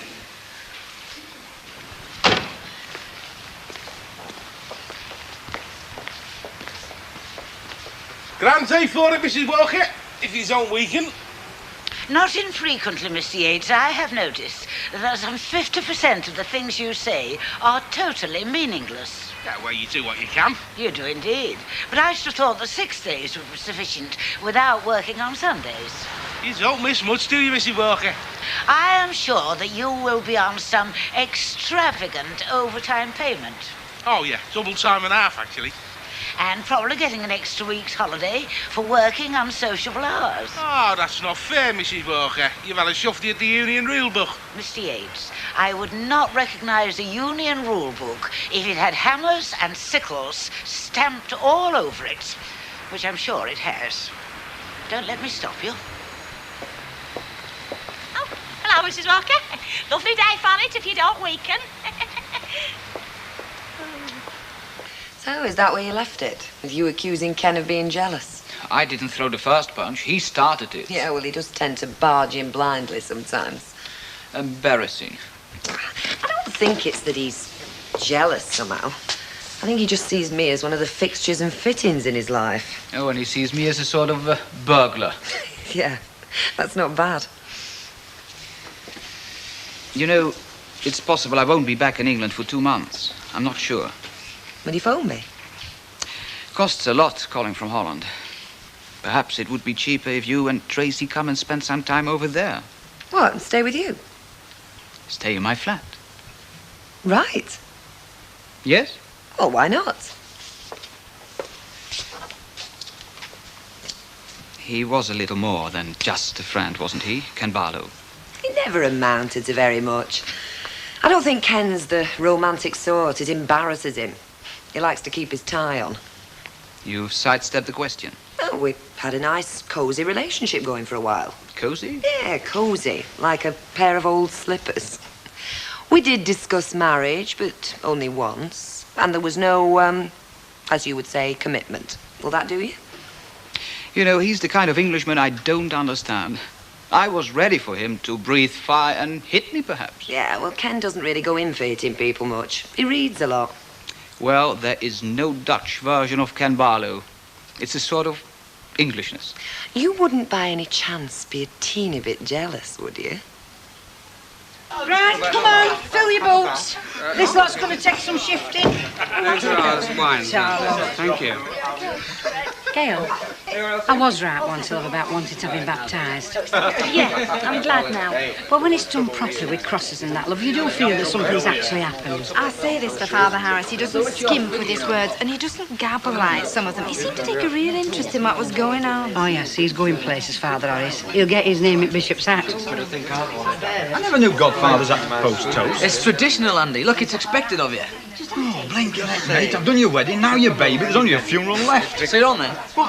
Yeah, right. Ladies, babies and gentlemen, could I have your attention, please? So you don't mind me having a drink? All right, Coley. Listen, just for a minute. I'd like to call on Mr. Andy Rowlands, ex-best man and godfather to my son and heir, just to say a few words, all right? Okay, Andy. Thank you, thank you, thank you. Hey. That's all right, mate. Right. Accustomed as I am to being dropped in it by this mate here of mine, it will come as no surprise, well, not to me it won't, if I generally make a right mess of things. Anyway, first priority, have you all got a drink? Yes. Well, for the toast, of course. Come on, give me mine. Come on, tell us a joke. Look, if I told you a joke, you'd only laugh. Oh, big head. Right, you know what it's known at, don't you? Drinking after you've been to church. Thirst after righteousness. Say good night, Gracie. Well, that's all my subtle stuff. Well, you mustn't joke about church, really, you know, because I'm a regular churchgoer. I go every Easter. Well, come on, get your glasses all topped up. Come on, Gail, you haven't even got a drink. You know, there's a pal of mine, he's feeling very unfortunate. He's had a very unfortunate love affair. He got married to an Eskimo. Well, she fell out with him on the honeymoon just because he didn't get back till past January. Well, serious now, serious, right. Here cometh the official bit. We're serious. Speaking in my capacity as the godfather, well, there's not all that much I can say because I don't know Nicholas Paul all that well and, you know, I didn't even know his name till an hour ago. Neither did I. But we do know his parents, and from what we know of them, I reckon he's off to a good start. So, friends, relatives, and even both. Would you raise your glasses, please, and join me in the health of Nicholas Paul, and wish him long life and happiness. To Nicholas Paul. Nicholas Paul. Hey, Andy, great. That was mate. Great. Hang on a minute, hang on. No, hang on. There's just one question. Ivy, love, are you listening? There's just one question that's puzzled me for ages that you could help me with. Where do all the people who live in hell tell each other to go? Oh, I'm a jolly good fellow. I'm a jolly good fellow. I'm a jolly good fellow. That's so silly you could make an actor. Right. Where have all those topless go-go dancers got to? What possesses the council to do things like that, Alf? I mean, double time and a half, an extra week's holiday. I thought the finance committee had moved into a good housekeeping period. Oh, they have, love. I could read you chapter and verse. What about bin men, you can't? Well, they won't have been local, love. I mean, Weatherfield wouldn't pay them for Sundays. Not local. They're practically next door. Are you talking about the Ogden House of Horrors? What a delightful description, Pet. Well, they're not working, Mrs. Walker. Not officially. All that buffing up's in their own time. You make them sound like lovable old draymen polishing their horse brushes. It's some sort of competition. Oh, I know what it is now. It's a cleansing department scheme. Every so often they offer a prize for the cleanest vehicle. Mind you, they have to work. I mean, they've got to clean the springs, the gearbox, the engine mountings, the... Am I to understand that Mr. Yates has been toying with my incredulity? Never. I beg your pardon? He was pulling your leg. He's very deceptive, that lad. He looks slow, thinks slow, talks slow. Come to think of it, he is slow. What is wrong with everybody? Why is it so difficult to indulge in a serious conversation? I take it you can manage to look after the bar on your own for a little while? Well, it's not exactly the January sales, is it? I shan't be long. Heaven help the sailors on a night like this. Hello, Bert. Hello, Bet. Could I have half a bitter, please? Hello, Alf. Hey, has that Dutch fella been in? Been and gone, love. Oh, I tell her lies back. I thought we'd seen the last of you. Well, this time I'm really away, Mr. Roberts. Just waiting for Deirdre. She's getting changed. Excuse me, could I just have a word, please? Certainly. Excuse me. Look, I know you don't normally do business, without appointment, but I wanted to ask you something, you see. It's urgent. Should we sit down? It's Mr. Tilsley. Dirk van der Stek. Oh, hi. Bert, do you want this beer, don't you? Yeah, I won't be a minute, love. Look, well, I'll get straight to the point. You see, I was wondering if you could perhaps fix me up with a job in Holland, like. Oh. I suppose the answer's got to be perhaps. What is your present job? Oh, just collecting Social Security, I'm told. I mean, it's, 2 months now? I'm sorry to hear that. Look, Mr. Tilsley, there are jobs in Holland, but not jobs right across the board. It's specialist skills that are in demand. Yeah, well, I'm a maintenance fitter, you know. I mean, I've got 20 years' experience in heavy installation and that. Well, maybe we can change that perhaps to almost definitely. I'll make some inquiries for you tomorrow. Thank you. Thanks very much. I'll be right with you now. Okay. Hiya, kid. You're looking chirpy. Chirpy is not the word for how I'm feeling, Bet. I thought your dishy Dutchman was going home. Yes, he's asked me to go over. A Norwegian fella asked me to stay with him once. He had a flat in Droylsden. This one's in Amsterdam. Do us a favour, will you? Give that to Bert and tell him he's not paid. Yeah, Bert. Bet says you've not paid. Oh, heck, love. Sorry, am I interrupting something? No, just finished. Right, well, I hope to hear from you, and thanks very much. No pleasure. Well, what'll it be? Buying a round or going Dutch? Right, see you, Bet. See you, Bye, darling. Bet. Bye-bye. Bye. Don't sulk. It's your own fault. Is it? Take it from one who knows, Ken. The world doesn't stand still while you're making your mind up, so stop kidding yourself. Every now and again, you've got to make a decision. About what? Oh, come on, Ken. She was right for you, Deirdre. You let things drift, and what happens? The Flying Dutchman's got her. That's another one you've lost. Oh, don't be so sure. Not this time. Well, Deirdre doesn't seem to have noticed. Yes, well, I'm going in for one of those decisions. In fact, I think I've already made it. What's the job situation like? Have you tried looking around elsewhere? Well, I met a fella in the pub, and he reckons he can fix me up, like. Yeah? Where at? Holland. Holland? Don't think I know them. Not Holland's Holland. It's not a them, is it? It's a country. Holland? A job in Holland? Well, it's better than sitting here twiddling my thumbs in it. What did Mum say? Oh, nothing yet. She'll probably throw a blue fit when she finds out, might you? You've not told her yet? No, and don't you breathe a word. Do you hear me, sunshine? Not a word. Coronation Street's back at the same time Monday, and don't forget the Omnibus edition Sunday at 5. In a couple of minutes, pick up the pace with Hale and Pace.